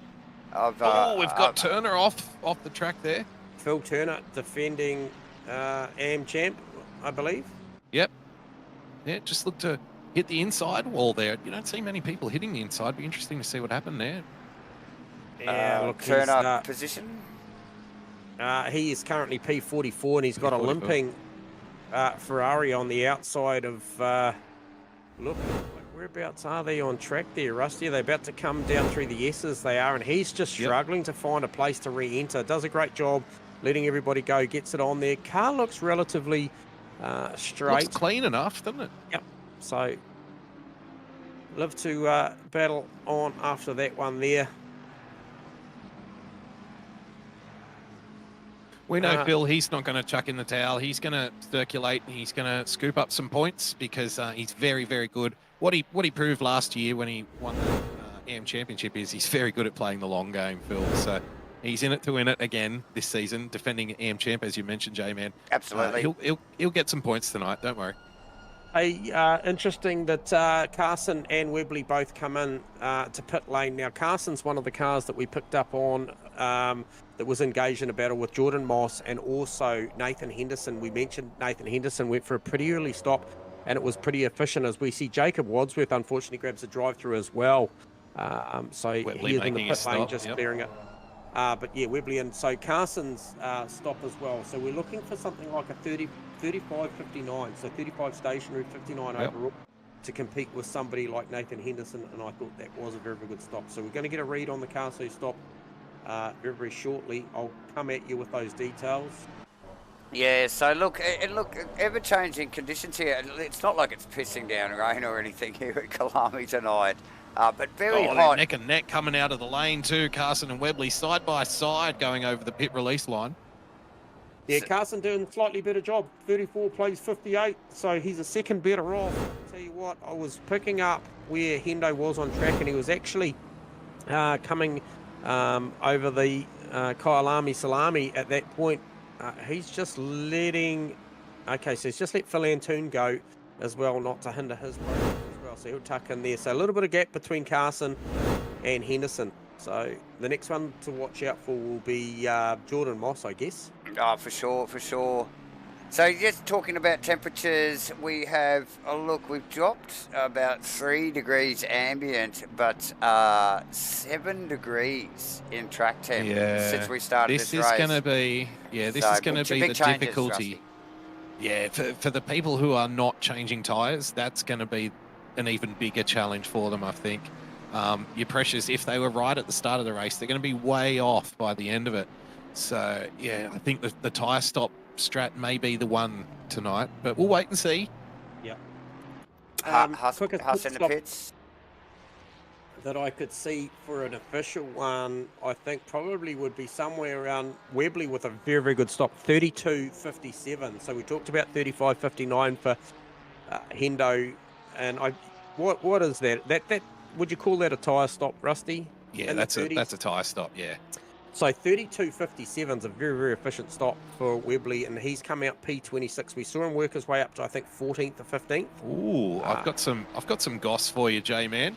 I think that we can now confirm our first non-tyre stopper, and that would be Steve Crossland. Currently running in P16, a 17-second stop. That's a fuel stop. Wow. That's a fuel-only stop. So he has saved himself, 15, 20 seconds? In the Keller Honda, in the number 43 Honda there. So, yeah, nice work from Crossland if he can make it stick for the next 45 minutes. And that will be the question, won't it, boys? Yep. It will be. Now, he's often a driver that does not mind a little bit of a chat. So where is he on track, boys? Currently running P16, just going around... just on the back straight now. He's heading down the mine shaft, J-Man. Okay, we'll grab him now. Hopefully it doesn't upset his rhythm too much. He doesn't mind a chat, does Crossy. G'day, Crossy. We'll try and not upset you too much, mate. But, hey, very, very efficient stop. Looked like a splash and dash. Mate, you can ask those tyres to do another 45 minutes? Yep, I am. Can you believe it? Oh, mate. Mate, I can. I'm just I think glad someone's I've just doing it, witnessed Crossy. it. So, look, we're going to watch with interest. But, hey, you've been out there having a great run. Shadowed Vic Chan in the early phase, Steve Crossan, and did a great job of it. Sort of Matt Dayton got past, but you look like you're in a good rhythm, mate. Yeah, not too bad. The it's a little bit skatey on the back end towards the end of that last stop. So I thought I'd just pit, reset a bit mentally, because I think it's more me than the car. Yep. So Fair enough. Yeah, get bit of clear space and just see how it pans out. So I had no real pressure from behind when I pitted. So I had like a fair bit of gap. So just need to run my own race now and hopefully not get caught up in the back of Joe there. Yeah, Wadsworth around Uncle behind Joe. you. Yeah, Wadsworth behind you, unpitted, mate. So not a real threat at this point of time. Pretty busy patch of the race. I'm not going to hold you up for too long, but was part of the factor in the maintaining the set of tyres, Crossy, that we've lost 8 degrees of track temp. Is that a big factor? It will be, yeah. That was, you had the way up. If you stop for tyres, it's 30 seconds versus just fuel, it's 12. So, that's a lot of time to try and gain. But in these conditions, you never know. Might work. Probably worth a gamble for some people. Yep. Yep. Thanks for Minus some of joining the us, working range, so. mate. Awesome for joining us here in the comms box, Appreciate the Crossy. There's a lap with a chatty Crossy. Yeah, Crossy 43 there. We'll leave it to it. Go well, mate. Yeah. Pleasure, guys. Nice work from Crossy there. Always loves to chat. He'll be streaming and chatting with his Twitch viewers as we speak. So yeah, nice work from Crossland. And no tyres. Interesting. We'll Little be under watching the that radar car. drive. There you go. There you go. You Didn't called escape my You radar. called it Yeah, very I got early as we it just pinged watched. on my radar. Once we watched Bents and Worcester, and it's going to be a drag race down the mine shaft. Yeah, they've got Bents. Webley tucked in behind them as well. Oh, he dives to the inside. This is a straight up horsepower fight here between the Bentley and the 2 Mustangs. Oh yeah, Oh, yeah. look at the Webley car. He'll have the run as they come over. Cheetah here. He tucks it in there. Yeah, it slows plenty the of action. progress. Slows the progress Plenty a of little bit action. side by side. So plenty going on in the pit pits. lane. Yep. Pricey, Huddy. Collins. Yep. Yeah, so this is your tyre stop window. It's just about to close now, so you'd want to be in the next lap or 2. Antoon in from the lead of this race. Had a good 8 seconds, 8.2 odd seconds over Ethan Kale. So doesn't have to do anything special in this pit stop. I believe probably could comfortably grab the tyre and the fuel, even if Kale decides for a splash and dash in that McLaren. I think he'd have enough margin to try and build that back based on race pace. So be interesting to see what choice he makes. We're going to find out any second now. Yeah, very much looks like a tyre stop, guys, for Antoon. Yeah, so running the same marker car, just notably, he's running the same marker car, the Honda, as Crossland. Crossland choosing not to do the tyre change. So, yeah, interesting stuff. We will be watching closely. Stop go there for, who was that? Ben Collins. Yeah, not the Stig. AKA not the Stig. As we see Webley now. Is that Price in front of him? Starting to range up on the back of Price already? No, he's past Price. No, that is Price just ahead I'm of on him. Bents. Yeah, sorry, hang on. I'm on the wrong guy.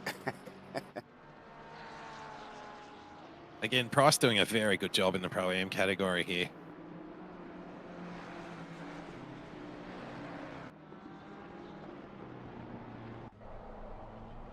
So just scrolling through the numbers in pit lane, it doesn't appear like anybody else has gone for that option of a splash and dash a lot. I think the next quickest time that I can see is Danny Kim on a 25-second. Now that's an interesting time because one could argue that is not a tyre, but it's a lot of fuel then, or it's potentially damaged. Oh, big incident with the current AM leader, Kenny Simpson, just scraped around. You're going to need a replay on that. Just scraped around a chaotic Bear Grylls there and just got away with it. Oh, that was a brown flag moment. Currently leading the M class in this race, Kenny Simpson. Yeah, so Simpson ranged up on the back of Bear pretty quickly here as we just pick it up on the replay. Just coming into this fairly technical part of the track here, this back section there. Bear getting a little bit sideways and very Getting a close. lot to sideways. Getting a lot Yeah. sideways actually there. I think he flicked that car right off the track. So lucky for Simpson to sneak past there unscathed.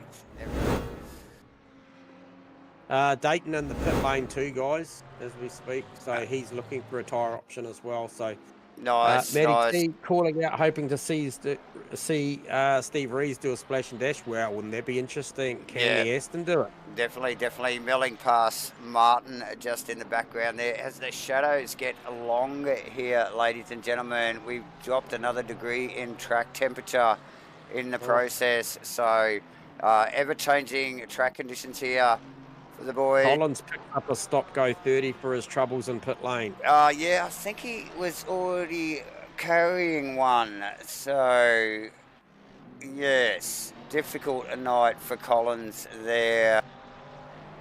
And I think that's him just rolling through to clear it, actually, J-Man. So, yeah. Lucky he's going to write a book about it. That's going to be okay. We'll read about it in the book, be okay. the stick book. Yeah, that's right. Yep. Aaron Smith sneaking up behind Hughes now as well. Hughes, I think, has yet to pit, but Aaron Smith passed easily and carries on. Business as usual in the fake taxi McLaren. One of the 777 cars. Fantastic looking skin. The fake taxi car of Stu Arrowsmith. So nice work from Arrowsmith. Currently holding down 12th position. One of the pitted cars. Plenty of cars out in front of him that haven't pitted yet. So it'll be interesting to see where he lands after the pit stops equalised. Just look at the track too, especially down that back section in the last sector. It's almost entirely covered in shadow now. Yeah. So that's going to drop off a cliff, that temperature, I think, minute now. You would think so. You would think so. So, yeah, we got ambient of 26 and track temperature of 30. So it's dropped 8 degrees since race start, boys. Obviously, optimum conditions, but temperature variable, to say the least. Yeah, very much so. Okay, so Sam Carson's pressing on, and he's got Worcester in between him and Hendo, and Hendo's a good maybe 6 odd seconds, 5.5, 6 seconds back. So that since they exited the pit lane certainly spread out a little bit. The other guy that's going to play a factor in that, currently running provisionally P5 unstopped, is the 777 car, Jordan Moss. So I'm interested to see what strategy Mossy plays with this one, because he will end up, I believe, probably battling once again somewhere with Carson, Robertson. Yeah.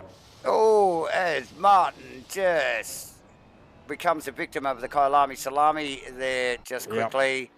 As he was tailing the back of Melling. It looked like he was making some gains in the 776 Ferrari, and there it is.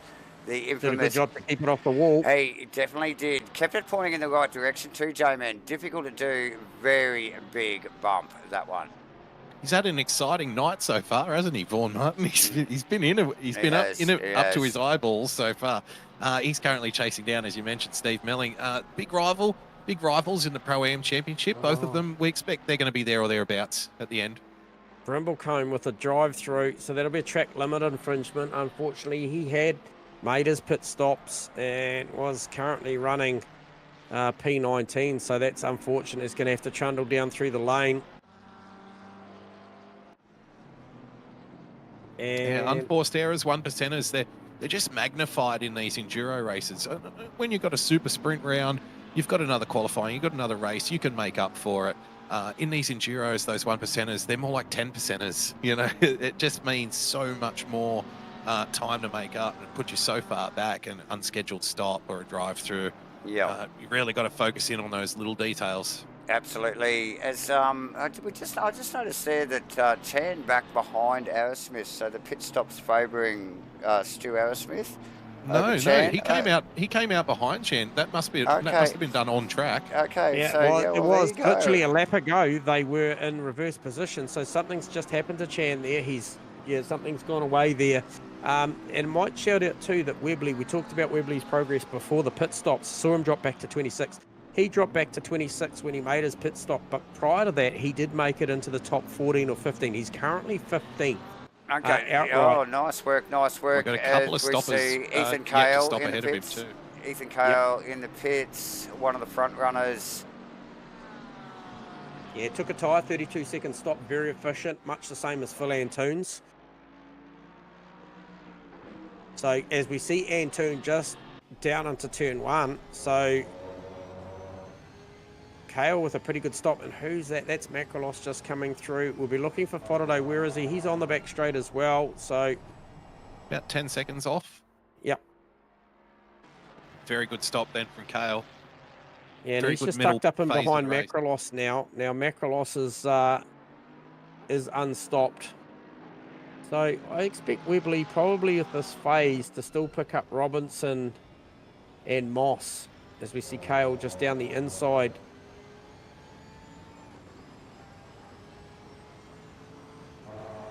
As what is known as, I think they were coming through, were they coming through Sunset then? I just didn't quite pick up where they were. Well, it's I think definitely it was sunset either way. Yep. The shadows get very long. Look, the bulk of the track now casts in a shadow as the cameras are Chan through on Stewie. fixed on Nash. There at the moment in the Porsche. Yep. Making a move on. Enright down the inside of Ingwe, turn 16. It was a beautiful move. He managed to get it down to the apex. Yeah, so that's Nash past Enright there. Yeah. So yeah, nice work. It's a drag race though, down to 1 with the Merc, the power of the Merc, looking for the outside. A long way round. Kim and Huddy are very close to trading pain as well. Huddy round the outside. Starting nice to pick back up again Huddy. At the end of this race. Definitely. So also Martin and Melling tucked in behind that battle with Nash and right. Huddy past Kim. Yeah, so change of positions again. Obviously, you mentioned, Stewie past Vic back past Stewie. So there's a little bit of to and fro there going on. Isn't it? However, yeah, Danny Kim, Paul Huddy, that's a great battle going on. Also, Enright now loses a position to Melling as well. So just a little bit out of rhythm in the Red Bull Mustang. I think after that pass from Nash, he did lose his rhythm, J-Man. I think you call it well. Then losing a position to Melling in the process. Who's tucked in there behind him actually as well? Oh no, he's Jacques. He's a fair way back. It's an out of position car, just tucked in behind Enright. So plenty going on in what we will call the mid pack, which is 27th position, pretty well at the moment. Chan's actually vulnerable to Arrowsmith here, P11 and 12, and they're just starting to range up on a little bit of traffic, and we know what can happen in those situations, can't we? When you've got a car chasing you and you're coming up on traffic, and it can get a little dicey from time to time. So critical part of the race here for Vic. Absolutely. Yeah, and isn't it interesting to see these guys up front, Rees, Campbell, Carter, Moss and Robinson run so long? Obviously, Macrolos is in that category as well, as so is Ashton Hughes and Mark Turbot. Now, interesting that they are running this thing so long. 85-minute race. We're embarking down to heading towards the last 30 minutes. And these anyone guys are stop it now. Yeah, they're on splash and dash now. Have to be. You couldn't you change almost feel tyres like now. it, yep. Yeah. So Matty T on the ball, traipsing up and down pit lane for us tonight. Thank you for that, Matty. Fantastic. Just getting a little bit of the gossip from the mechanics down there. Sometimes you can hang around the roller door and you can pick stuff up from the other teams around you, can't you? Absolutely. So, fantastic work. Martin putting some heat on Timmy Nash now as they come through the mid-sector of this track. About to head down through the S's here. So what we really need to know, J-Man, is how are Phil Antunes' times compared to Steve Reese's times, fresh rubber versus old rubber? And we've still got 30 minutes to go. That's a long time to push on the tyres that you could still have from the start of the race. 42.0 last lap round for Steve Rees. Antunes' last lap round was a 41.4. Yeah, right. Interesting. So around 6/10 of a second, but we are about to get a read shortly as we just see Antoon round up, Melling down the bottom of the mine shaft. So it'll be relative lap. So 42 was the Reese lap just gone by. We're about to get a read on this lap here for Antoon. He's had to navigate a fair bit of traffic of late. He's got John Carter up in front of him, and this will see him effectively pit stopped up to P3 with Carter still to stop. So it's a very, very solid result. So he just crossed the line there with a 41.555. So once again, like I said, around about 5.5, 6/10 of a second per lap for Antoon over Reese. He did have about an 8.8 second gap prior to his pit stop over Reese. So it'll be interesting to see how that shakes out. But I think maybe strategy-wise, looking pretty good for Antoon to break this thing effectively in half and sprint it. So he's looking pretty good. Another great call from Maddie. I think she did mention at the top of the broadcast in the chat box that this was Antoon's to lose.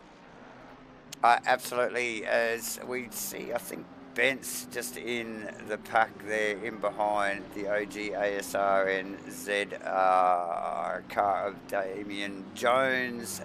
Bent's looking With a drive-through. Yeah, to have to clear a drive-through there. So as speedy as he looks, yes, that his progress will be slowed somewhat once he gets in the pit lane. Van der Venter in a little bit of a group with Worcester and Kenny Simpson, so a bit of a sandwich there, BMW sandwich in between the Mustang. We've had one retirement, I think, from 45 down to 43 as we just watched Carso just sneak past Turbot. I think Carso in the McLaren. Is that another one of the 777 cars? I think it might be. And Matty Dayton also on the back of Hughes. Yes, J-Man. Yeah, just Campbell to the pits, made his official pit stop. Obviously, late to the piece, we talked about the potential for these guys Good stop. To be splash and dash from this point on. 20 seconds says that he didn't take a tyre. It'll be purely 20 seconds worth of stopping and fueling that thing and running home with 27 3/4 minutes to go as he tucks in just behind what was the OG car, but more importantly, tucks in front of Shane Fodado. However, Fodado will have a better tyre. Campbell has track position.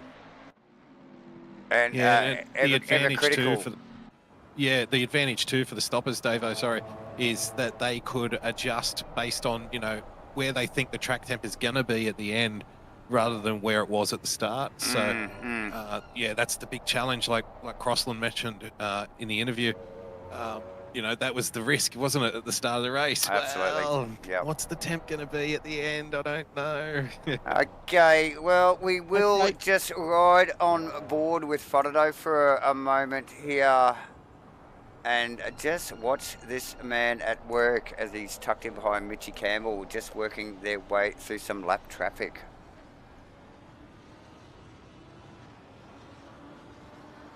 Jarkus doing well there, getting out of the way, slotting in behind. Yeah, and while we're watching this, I just want to query you, Rusty. Obviously, statistically, fastest trundle through pit lane for a splash and dash would be the 43 car of Steve Crossan. 17 seconds stationary sees a total transition time of 41 seconds. Now, right now, Antoon, 39 seconds behind Rees. So if he was to go now and kind of mirror Crossland's pit strategy here, that would see him come very, very close on exit to Antoon. However, once again, Antoon would still, I believe, have track position and a favourable tyre. Do you see it that way yourself? Yeah, definitely. It's an average lap time game when you're not taking a tyre, isn't it? Because you're really trying to negate the loss that you're going to have at the end of the race by, looking after them at the start and at the end. So he will be very close. I think he's definitely improved his track position by taking this strategy, as Matty T predicted. So, we're likely to see Kale up there there into third position, so you don't think... Well, I reckon second for Kale, P2, currently running P2, I would say, with Steve Rees in P3. That's the way it's looking to me at the moment. Oh, okay. I'm just gonna go slightly left field and say that Rees splits on a splash and dash, splits Kale and Antoon based on the numbers. I think Kale took a tyre, so did Antoon. If Rees he's got to hold on to it though. He's got to hang on to it for the rest of the race. He would have around about 2.5 to 3 seconds margin up the road. On Kale, by my calculation, 38.3 plus another. Yeah, so I'm saying that. Yeah, I'm saying the he's probably times got are about actually 3.5 comparable. seconds. Yeah, well, Kale's just done his personal best of the race at 41.3, and that's a second faster than Steve Rees currently running in P1 on the old tyres. So Rees will have to respond here because it is only 3 seconds. What will we say, about 2, 3, 4 seconds or thereabouts he's going to have up the road. He could have to defend that for about 4 or 5 laps. So, yep, that's one to watch. It's definitely one that's going to shake out. I mean, we know that Rees is a very, very good endurance racer, as is Kale and all the guys that are, I guess, running up there in the pointy end at the moment. However, great battle unfolding at the moment between Mitchie Campbell and Shane Fodderdo. Mitchie Campbell obviously got out in front of Fodderdo, and after the pit stops, Fodderdo's managed to get through. But Mitchie has this ability when these guys go past him. We saw it with Vic Chan earlier in the piece, that once they get past, he seems to just cling on the back and find his rhythm and stay with them. So be interested to see how this phases. We've lost another degree out of the track and the ambient temp. So currently down at 29, started at 38 and 29. So it is cooling. It is getting a lot darker. Pretty much a lot of the racetrack in shadow now. And just trying to pick up a lot of headlights. All the headlights ablaze now. So this is probably a good thing, I suspect, for the old tyres, isn't it? Just takes a little bit of the edge off, doesn't it? The heat's out of the track and it's a little bit cooler. So even though the tyres are, and you know, they were doing most of their work when the track was much hotter, it's almost like a little pressure relief valve, isn't it? Yeah, it is. It is for sure. And Van der Venter having a good battle with Ken Worcester as well. Some really, really hard luck stories. We talked about McDonald working his way forward. He had with his old mate and Steve Wilton, moved his way up the road a little bit. 36 for John McDonald with 22 minutes to go.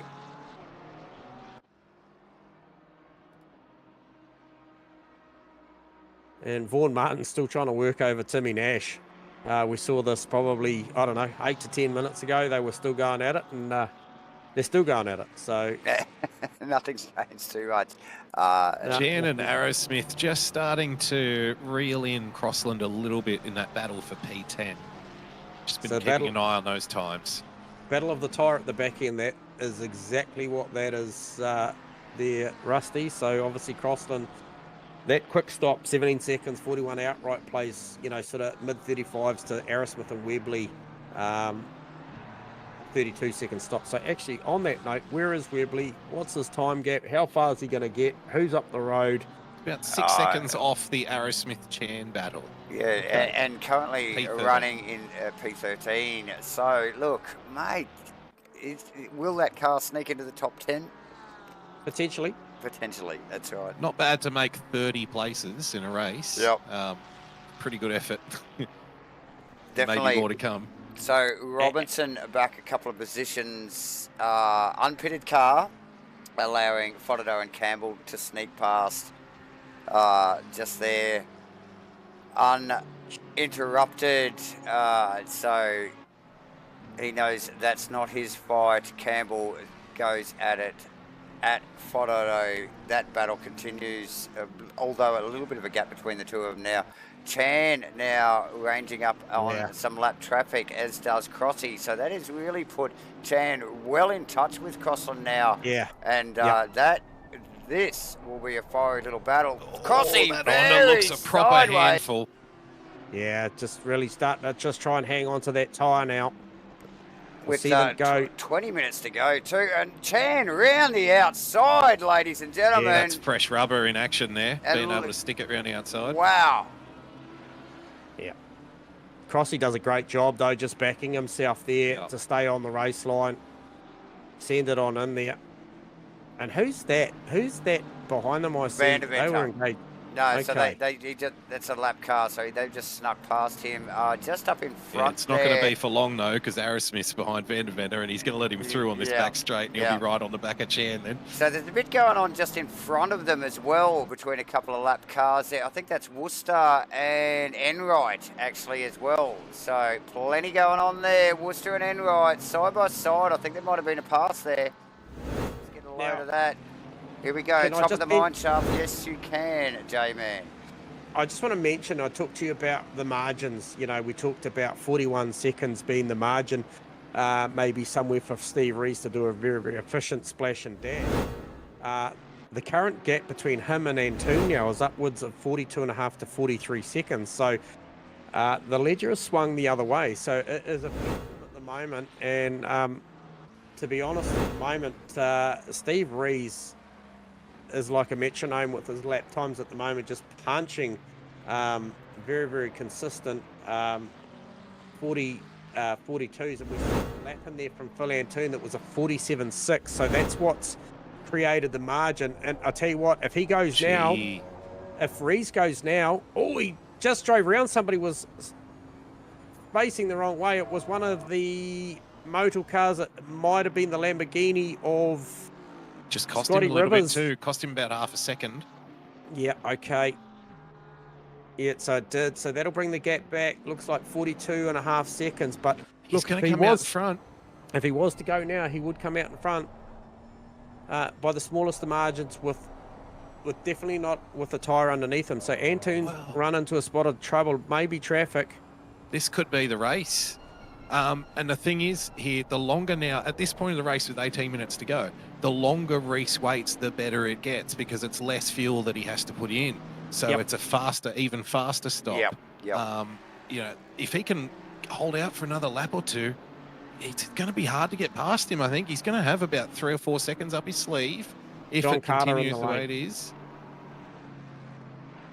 And that will relinquish Fodado and co through. So Jordan Moss, he's still to stop. So, played in a long game is Jordan, as usual. Yeah, so this is good for Chan and Crossland. This will see them slip inside the top 10. Rightfully so. And same with Stu Aerosmith, I think will get in there as well. Robertson's mirroring Moss's strategy, by the way, Robertson. Yep. So how fast was that stop? 16 seconds for Macrolos, goes a second better than what Crossy did. Yeah, and that's only going to drop. So Rees is going around for another lap. How's Carter's stop? 11 seconds on the jack. And that's put him just in 11th position behind Stu Aerosmith, but just in front of Webley. With, 16, a little over 16 and a half minutes to go here, as we just pick up on Martin, just sneaking past Herbert, and now looking to take Nash as well as they drop down the mine shaft. Plenty going on at the pointy end here. It's a pit lane race, isn't it, at the moment here, boys? Yep, and Martin has been working over Timmy Nash for what would seem to be like easily half an hour. Oh, yeah, maybe more, maybe more. You can either love or hate those days too. Some days you love the battle, but some days you're like, oh, just let me pass this guy. Christ, you know? Too true, too true. And they've got Mark Turbot racing very, very successfully out of the AM class there. He's had a hell of a race tonight, Turbot. Yeah, he's had a great race. So Robinson in the lane. How quick is Robinson's stop? Looks a little bit snaggy on the stop on the jacks, but we'll get a read on it. So obviously 11 seconds, the best we've seen. Obviously that number's going to be down relatively low towards the back end of the race. He banks an 11-second on the jack stop, so not a lot of fuel required. Yep, it's getting lower and lower. I'm just riding on board with Rees, and the car looks good. It doesn't look like he's fighting the wheel. It looks, you know, smooth on the road. It doesn't look like the arse is losing control, and he goes around for another lap. So, Yep. so that's probably another second off the fuel bill that he's going to have to pay in the stop, I suspect. And I And it suppose just gets again, lower and lower. And you know, as he hit his marks on the times, you know, like Yep. he It's can really stay out. consistent. Yep. I think this is reasons to lose because, you know, with an 11-second stop, which could, you know, in a couple more laps be a 10 or a 9-second stop with the amount of fuel he's going to have to take on, and, you know, 36 seconds to trundle the lane outright. He's currently got 42.5 seconds over Antoon. Would see him come out on the right side of the ledger by a good 8 seconds, maybe 10. So No, remembering Nathan's Antoon holding took steady tyres. too. Remembering Antoon took tyres. Yes. yeah, that's what I'm saying. The splash and dash, the margin is 42.5 seconds. If he trundles through the lane at 35, 36 seconds with a stop, he's good. He's good to Yep. go. Yeah. Antoon's got it, flapping a little bit as well. So clearly It must that, have been an incident. Yep. yeah, that 147 cost him. Maybe collecting someone or something. Hopefully we can chat with him post-race and we'll get to the bottom of that. But currently, Steve Rees is driving masterfully. He's got a little bit of traffic to deal with here as he gets around Uncle Joe. Not sure what that was going into the fence in the background there, J-Man, in the replay. Yeah, It was a I think that was blue one Ferrari Scotty Rivers. or Lamborghini there as we just watched Worcester over Enright at the top of the mine shaft. A good clean 101 pass there from on the Enright Red Bull Mercedes. Good close stuff all the way through the field. Betts also in a battle with Van Venter. What about Webley? Mossy exiting the lane is going to have Vic Chan on his tail into turn 1. No tyres, obviously, for Moss. Splash and dash. No, splash and dash. He did a 14-second stop. Rees in the lane. Okay, Here we go. This is the one.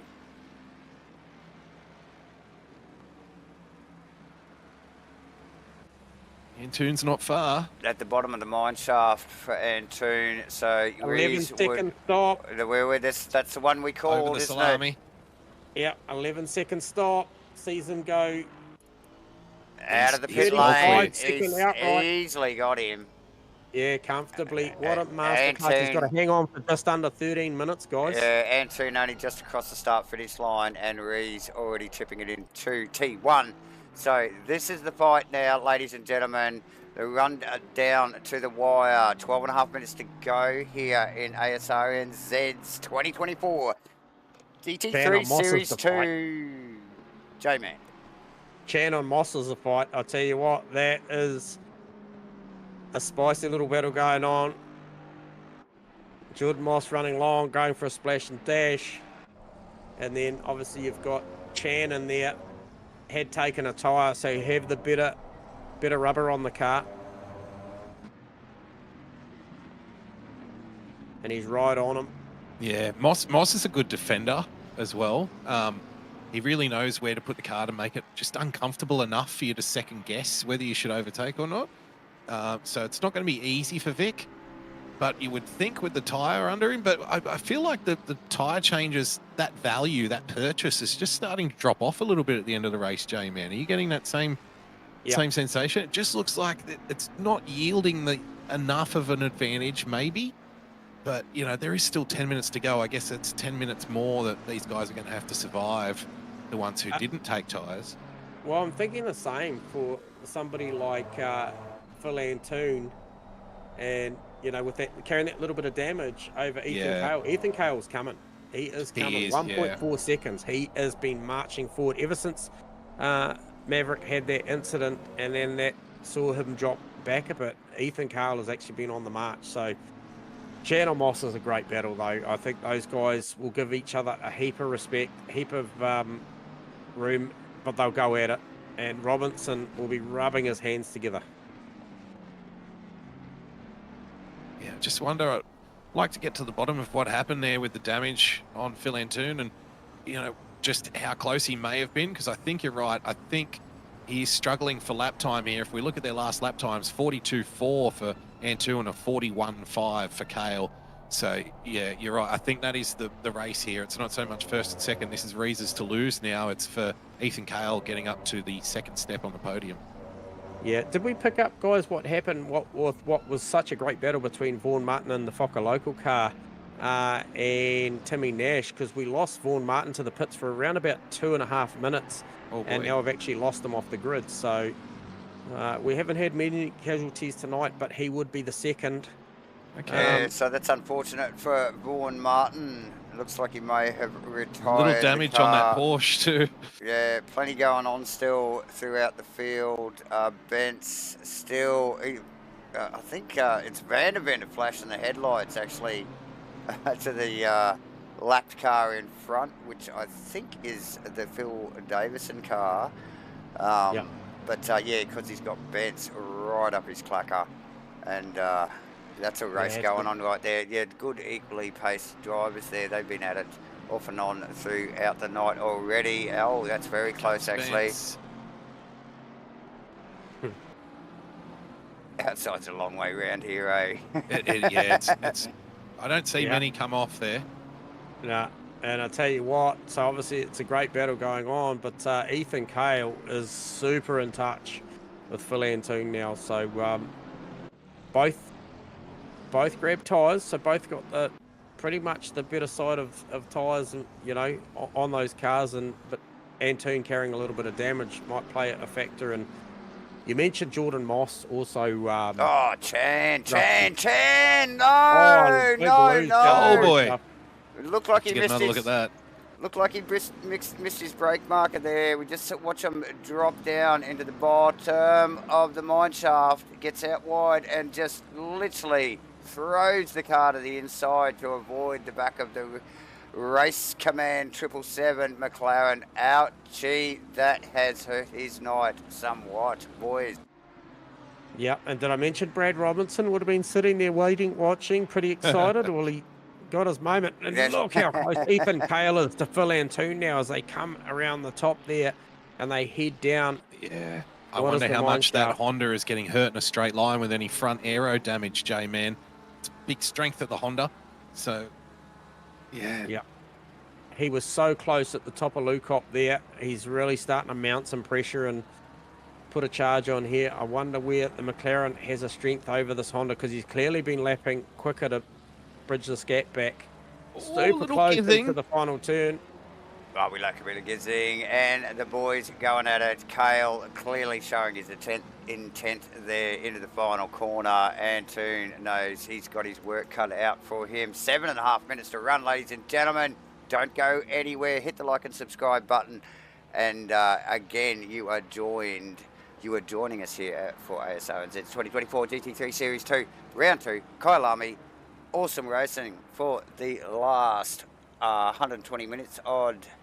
But the battles continue. If I can just take a moment, Davo, to go across, around the grounds, and let's go through the classes.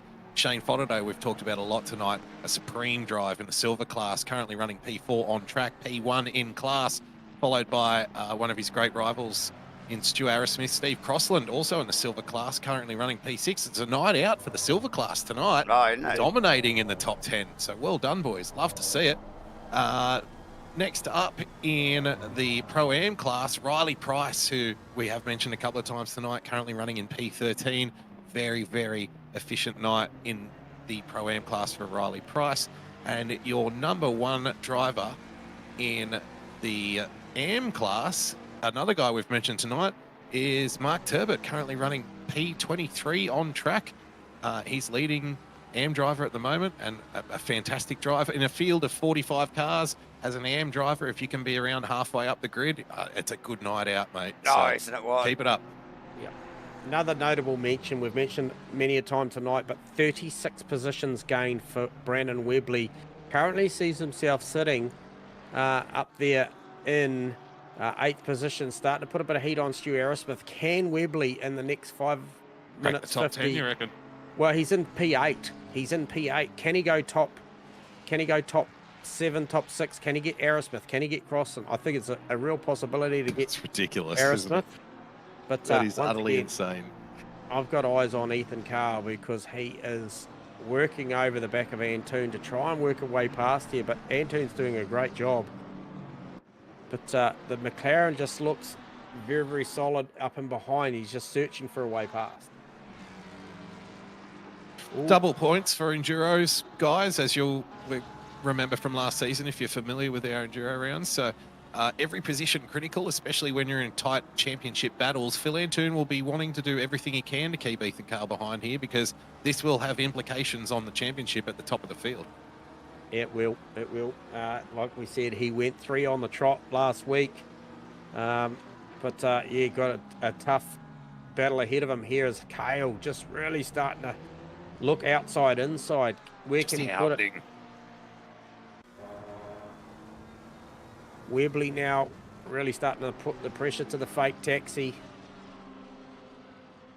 And Crossy just in front of shot too, so won't be too long. If he gets Stewie, he could mount an attack on Crossy.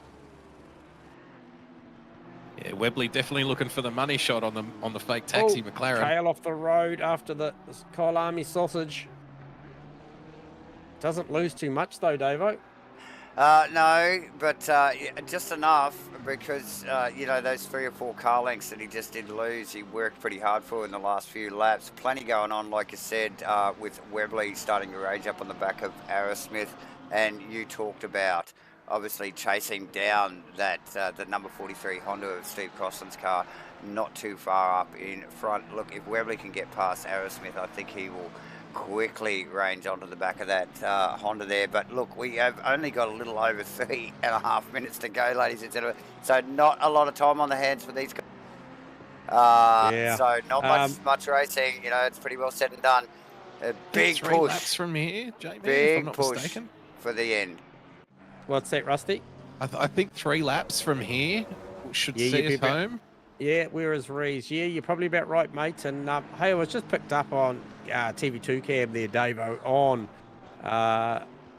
Steve Melling in the 713 car racing out of 24th position. Quite significant. Just picked up all the white on that Valvoline Mustang. Really shows how filthy that car is. Oh, Kale's on side Antoon. by side. Okay. Yep.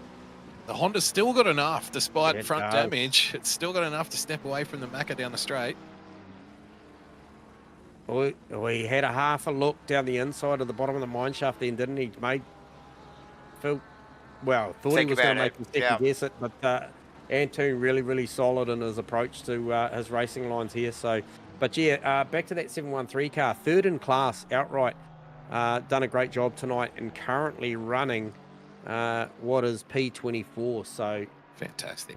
Great job for Steve Melling. I think it was, it is 3rd in class. So great job. And he has got Mr. Turbot up the road in front of him. Great job from Mark tonight, once again. Just another little notable mention, guys. Brad Robertson currently running in P12. He and Moss, the boss, have been mirroring each other's strats tonight. So 11 and 12 on the road, as you'd expect, both in McLaren. But another solid performance from Robertson to be around the top 10. I know that's what he aims for, so he'd be happy. Look at this Kale car just applying the pressure. Knows that there's only a couple of laps in it. Just trying to force Antoon into a mistake. And Antoon, cool as a cucumber here, as usual, J-Man. Just putting the car in the right spot, not overly covering his line, but just... Here we go again, top of the hill. Well, the McLaren's so good in that high speed part, but it just can't find a way past. Yeah, looks for an overall. override. He definitely, Antoon definitely covered that time compared to the last lap, because he did. Kale was up on the inside of him last lap. Thought better this time as they dive down. Going to go an over under here. They'll only get to do this. They'll only get to do this 1 or 2 more times, and it's going to be race over. It'll be one more time, mate. This will be the last one. And also Webley as well. He's only got one more shot. Here we go. Kale looking for that inside there as Antoon run wide. I just wonder whether... How close. This is a drag race. And Antoon covering every inch of it too. Antoon covering terribly on the inside, in the pit line. So working hard to keep that McLaren behind him now. It's business now Webley on Aerosmith still going on in the background, and Robinson on Moss still going on in the background. But the battle is here for second and third, isn't it? Oh, absolutely. So Robinson, Moss, Certainly is. I Webley. feel Kale's just gotten pinched a little bit there. I was going to say if he could swoop it around here. Here we go. It's the outside again. Goes the over-under. This is where the McLaren's stronger. Oh, gets a little grass. Yeah, and he'll be good coming down through here and then up the hill. Maybe he needed a little bit of margin to get off of here and get the run. So, yeah, different line to the a last. little bit of bounce off the curb for the Honda. Okay, here we go. Business time. Steve Rees out in Parks it front. on the apex well. Oh, look, again. Good defending. Harder to pass than a kidney stone, they say. You're too true. Doing a fantastic job is Phil Antoon as Steve Rees rounds the Kyalami corner. What a supreme drive from Rees tonight. Oh, look, Fantastic. stunning effort, and runs across the line to take first position in ASRNZ 2024 GT3 Series round 2 here at Kyalami. Phil Antoon and Kale! Look out! Oh! Oh, so close, so Wow. close. Well done, guys. Amazing finish from those boys. Bonado rounding the final corner. with Sideways. A little bit Webley's of going to have breathing. one more look at Aerosmith here. Coming up to the salami now. Yeah, he's right on him. So Campbell through, Crossland through, and here we go. Well, Crossland not through yet, he just rounds the final corner. So it'll be Crossland, Webley, Aerosmith and Webley, 5th, 6th and 7th respectively. And Dayton with a top ninth position in the 10, so well done to him. John Carter not far behind, rounds out the 10. Great drive tonight from Carter. Yeah, brilliant drive from John. Mossy And then- still under pressure from Robertson. Going to get it done. One more kind of to go for the race command. 777 McLaren. Good work. Mossy putting it in the top 10 there, guys. Yeah, brilliant stuff. Riley Absolutely Price fantastic. crosses the line. Top finishing at Pro-Am, P13, followed by Vic Chan, P14. Sam Carson, P15. Yeah, Macrolos brings it home, 12. Hang on, we might be having a bit of a shuffle there. Oh, yes, he's having a big shuffle there as we have some lapped vehicles in the race, and they are finishing up quick smart as our board just goes a little bit mental, guys. But Yeah, look, there we it won't is. muck around for too long. We will we'll probably get straight into the formalities and first cab off the rank, a P3 and a hard charge one would be Ethan Cale. So we will get him down into the booth. Ethan Cale, you got us on top. Hello. Hello. Mate. What a fantastic drive, Ethan. First and foremost, I'd like to congratulate you on your recent expeditions with the esports stuff. So well done there, mate. Congratulations. But that race tonight, mate, and chasing down Phil Antoon, aka Maverick, must have been just absolutely intense. Yeah, didn't know what to expect. A lot of firsts for tonight. Never really driven the McLaren in a race before. I didn't do any race practice or anything. I haven't really done a whole lot of practice at all. So, no, it was good to see how it kind of felt after 45 minutes. After about 40, 50, I probably could have kept going and done what Seb did. Well done, by the way. Said that was good strategy. Yeah, probably could have kept going, but yeah, had no idea what to expect. But I think he had damage. Did he have damage? Yeah, he did We have a little think bit, so, mate. yeah. He hit a 147 lap, and then I saw the bonnet up a little bit. But, you know, you were coming to him as well, so it was always going to get pretty entertaining. But super entertaining for us, Ethan, because obviously you had a ton of pace, and old mate Mav, he just knows where to put the car, right? He just managed to put it everywhere where you needed it to be, or not to be. Yeah, he did well. I mean, like I said, I'm still trying to get the grips with this car. But nah, good on him. It was a good race. I haven't had good racing like that for, I don't know, since the previous season before the last one. Since, I don't know, my pedals stopped doing it. I haven't raced really since then. So, nah, it's good to be back. Good to I guess, be chatting to you boys again. And yeah, hopefully, this form can continue. Good Yeah, stuff, mate. absolutely. And just on the back of your recent performances and the esports stuff and what you've done here tonight, the question on everyone's lips is, do you have a new racing sock sponsor for this season? I don't, but I am wearing new Should socks have. tonight. So Oh, very nice. Wow. they do feel very Give them a comfortable. mention. Yeah. There Go you that go. way. What just I've got about? just a nice set of Adidas socks tonight. And Nice, cotton-based, I assume. Yeah, Quick plug there. beautiful Quick on plug. Yeah, nice Yeah. work. Beautiful on the throttle on the brake. Yeah. Fantastic. Yeah. Lovely Double work. points round, so a good time to step up and shine. Obviously, first round back for you too, Ethan. So congratulations on that P3, and make sure you hang around, mate. We have got a giveaway coming up shortly. We are going to spin the wheel and give something away. So appreciate around. you having a chat to us, mate, and always bloody awesome to see you back out on track, Ethan. Beauty. Thanks, boys. I'll catch you next week. Good on you, mate. All right, so yeah, that was a fantastic battle, and where is our mate? Okay, here we go. So we shall grab second place and a very, very hard-earned one at that too. Maverick, you got us on comms. Good evening, lads. How are you? Mate, it made you work for that one, pal. Yeah. It's an interesting race when you're off and you're not sure what everyone else is doing. But it was a good strategy by Steve. Yep. I was just trying to punch out qualifying laps, and then I had like a little Marco sleep, I think, in that chicane, and it just went wide. And then you do it so many times, it becomes muscle memory, and then you just kind of don't even think. So yeah, I just went wide, spun it, lost it. So I deprived everybody of I think would have been a very close finish had that not happened. But well done, Steve, and yeah, just enjoyed holding up Ethan because I knew he was faster. So I think he might have enjoyed that as well.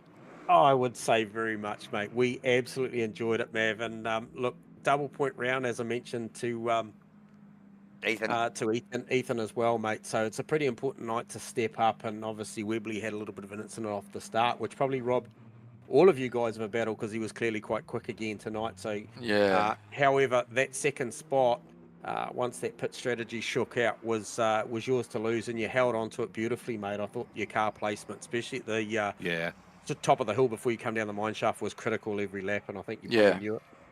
Yeah, I had 20 seconds of damage, so I was losing around 7 or 8 tenths a lap, so I was a little bit too slow, but yeah, I just thought I might as well have some fun the last 15 minutes. Yeah, nice. Super entertaining, mate. So congratulations on P2, mate. It was certainly a spectacle to see you do that and go at it, and it certainly gives you some insight to maybe the way you go about the next enduro, what the conditions are like. Obviously, I think that that cooling track played into that splash and dash as well a little bit. So well done, Maverick, on a second position. Cheers, guys. All right, hang around. We've got a wheel spin coming, mate. Cheers, bud. Cheers. All right, so that is Maverick, aka Philantoon, out of P2. But cometh the man, the myth, the legend. It is his moment to shine. Steve Rees, you got us on comms? You there, Steve-O? Yep, sorry. You're right, We mate. got you. Turn my wheel off. Put the champagne down, mate. Get off the roof. Got to do an interview with Greg Rust. Yeah. Tell those good girls to get away, mate. It's our turn. But hey, mate, congratulations. Superb race pace throughout, but just a masterclass on the strategy, Steve. Was that the plan from the get-go, mate? Yeah, well, when I couldn't qualify on the front row because I couldn't get a lap together, I thought maybe I'll just try something different. So I filled the tank, and I thought if I can keep these guys in sight, and they pit early, like split the race in half, which I guess most of them did. Yep. I knew I'd have that probably 10-second gain in fuel, and at the end I knew we'd be all doing the same lap times anyway because I was able to keep pace with them a little bit at the start. So. Well, Steve, how did you go with the changing in the temperature? That's something that we spoke about a lot during the race, and because you were thinking about it after qualifying, did you set your tyre pressures, kind of trying to predict where the track temperature would end up, or did you just set it at the start for the start and just try to hang on for as long as possible? The first thing, but I got it wrong anyway. So it Which- worked in which- your favour. Okay, so that was a good thing. Yeah. The first half of the race, they were like mid to high 27s, which is not ideal. But once they wore out a bit and the temperature came down, they were pretty much spot on at the end. So that meant I could sort of keep doing the same sort of lap times, even with crappy tyres. So worked out all right. And for the viewers tuning in, watching, and also ourselves, Steve, just, like, how acutely aware are you at that point? You've backed yourself on a strategy, mate, to go splash and dash, looking for somewhere around that 10, 11 seconds. Obviously, the car's getting lighter the longer you run this thing. How acutely aware are you with that margin? We were looking at somewhere around 38, 39 seconds prior to Antoon's off coming down through the S's. So how acutely aware are you of those margins, knowing at that point that it was going to be incredibly close? And then when he runs a 147, do you see it? Does it really relax you? Are you aware of those margins? And now all of a sudden your strategy goes to the favour 8-9 seconds as opposed to what was potentially maybe about a 3.5 second swing. Are you aware of that situation at that time? Until Mav pitted and Ethan and Shane, I was trying to do a lot of sums in my head, and then when I saw them pit, I thought, right, I'm on the offset strategy.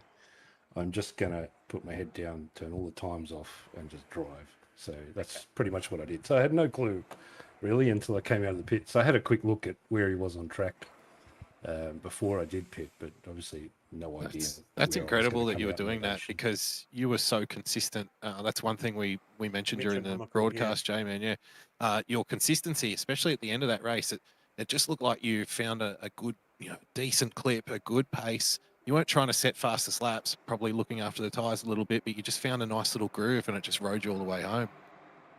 Yeah, worked out well. You always do much more consistent laps, I find, when you turn all the lap times and shit off. Yeah, right. That's interesting.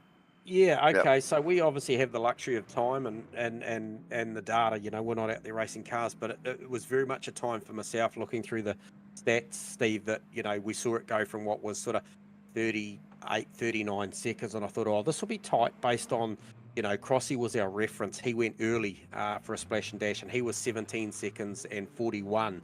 And then obviously the later the race ran, you're more talking about sort of 35 seconds and 11 second stop on the jacks.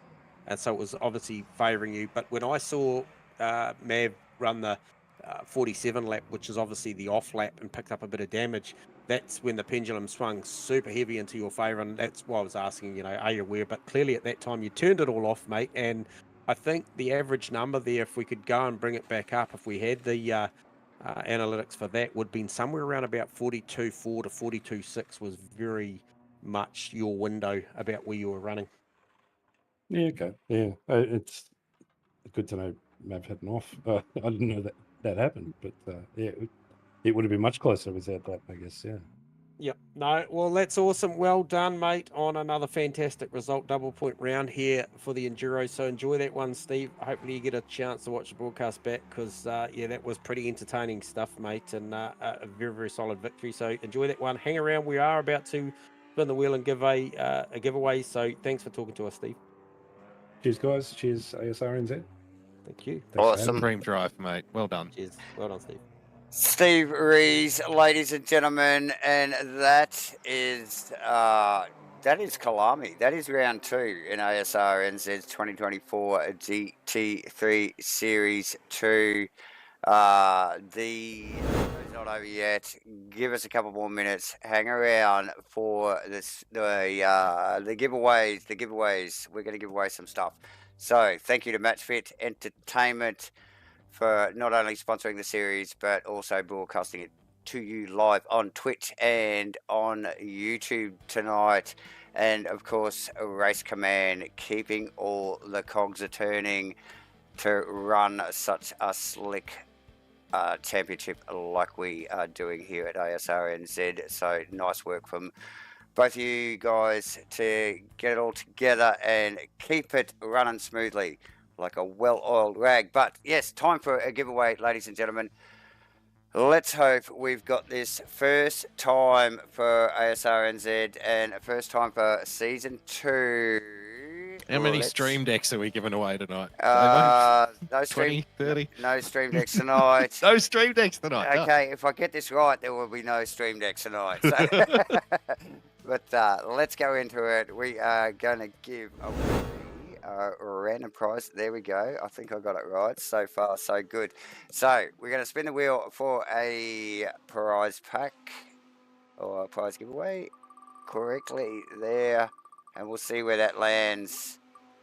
And that will be the prize for tonight. Tonight's prize is $25 by the looks of it. Awesome stuff. And now for who it is going to will be the next spin. All drivers entered in the championship are on this wheel, and it will be given away to whoever this lands on that is in attendance tonight. Ladies and gentlemen, wheel is spinning. And where is it gonna land? It's gonna land on Mr. Missy Haas. Mitch Haas, congratulations. Well done, Mitchy. First giveaway here for ASRNZ. It's a nice consolation because he had a rough night on track, so that's all Well, right. When yeah. you get taken out or you beat up and you, oh gee, that wasn't very good. Well, here's some cash. True. Just to ease the pain a little bit, Mitch. $25 is coming your way from ASRNZ. But yeah, look, stick around for the rest of the season. We'll be giving away, obviously, a little bit of cash each night. But at the end of the season, that we are giving away a stream deck thanks to MatchFit Entertainment. Hey, good race tonight. Big field, boys, and plenty of action going on. Yeah, most enjoyable to call it again with you guys. Yeah, 100%, guys. I hope the viewers enjoyed that one, and I'm sure the drivers did from what we saw out there. Only a couple of hard luck stories. It was relatively clean, and yeah, started with 45, I think finished with 43. So very, very good result there, from our part. And then, you know, for the drivers as well on what is to be a double points round in endurance racing here at ASRNZ round 2.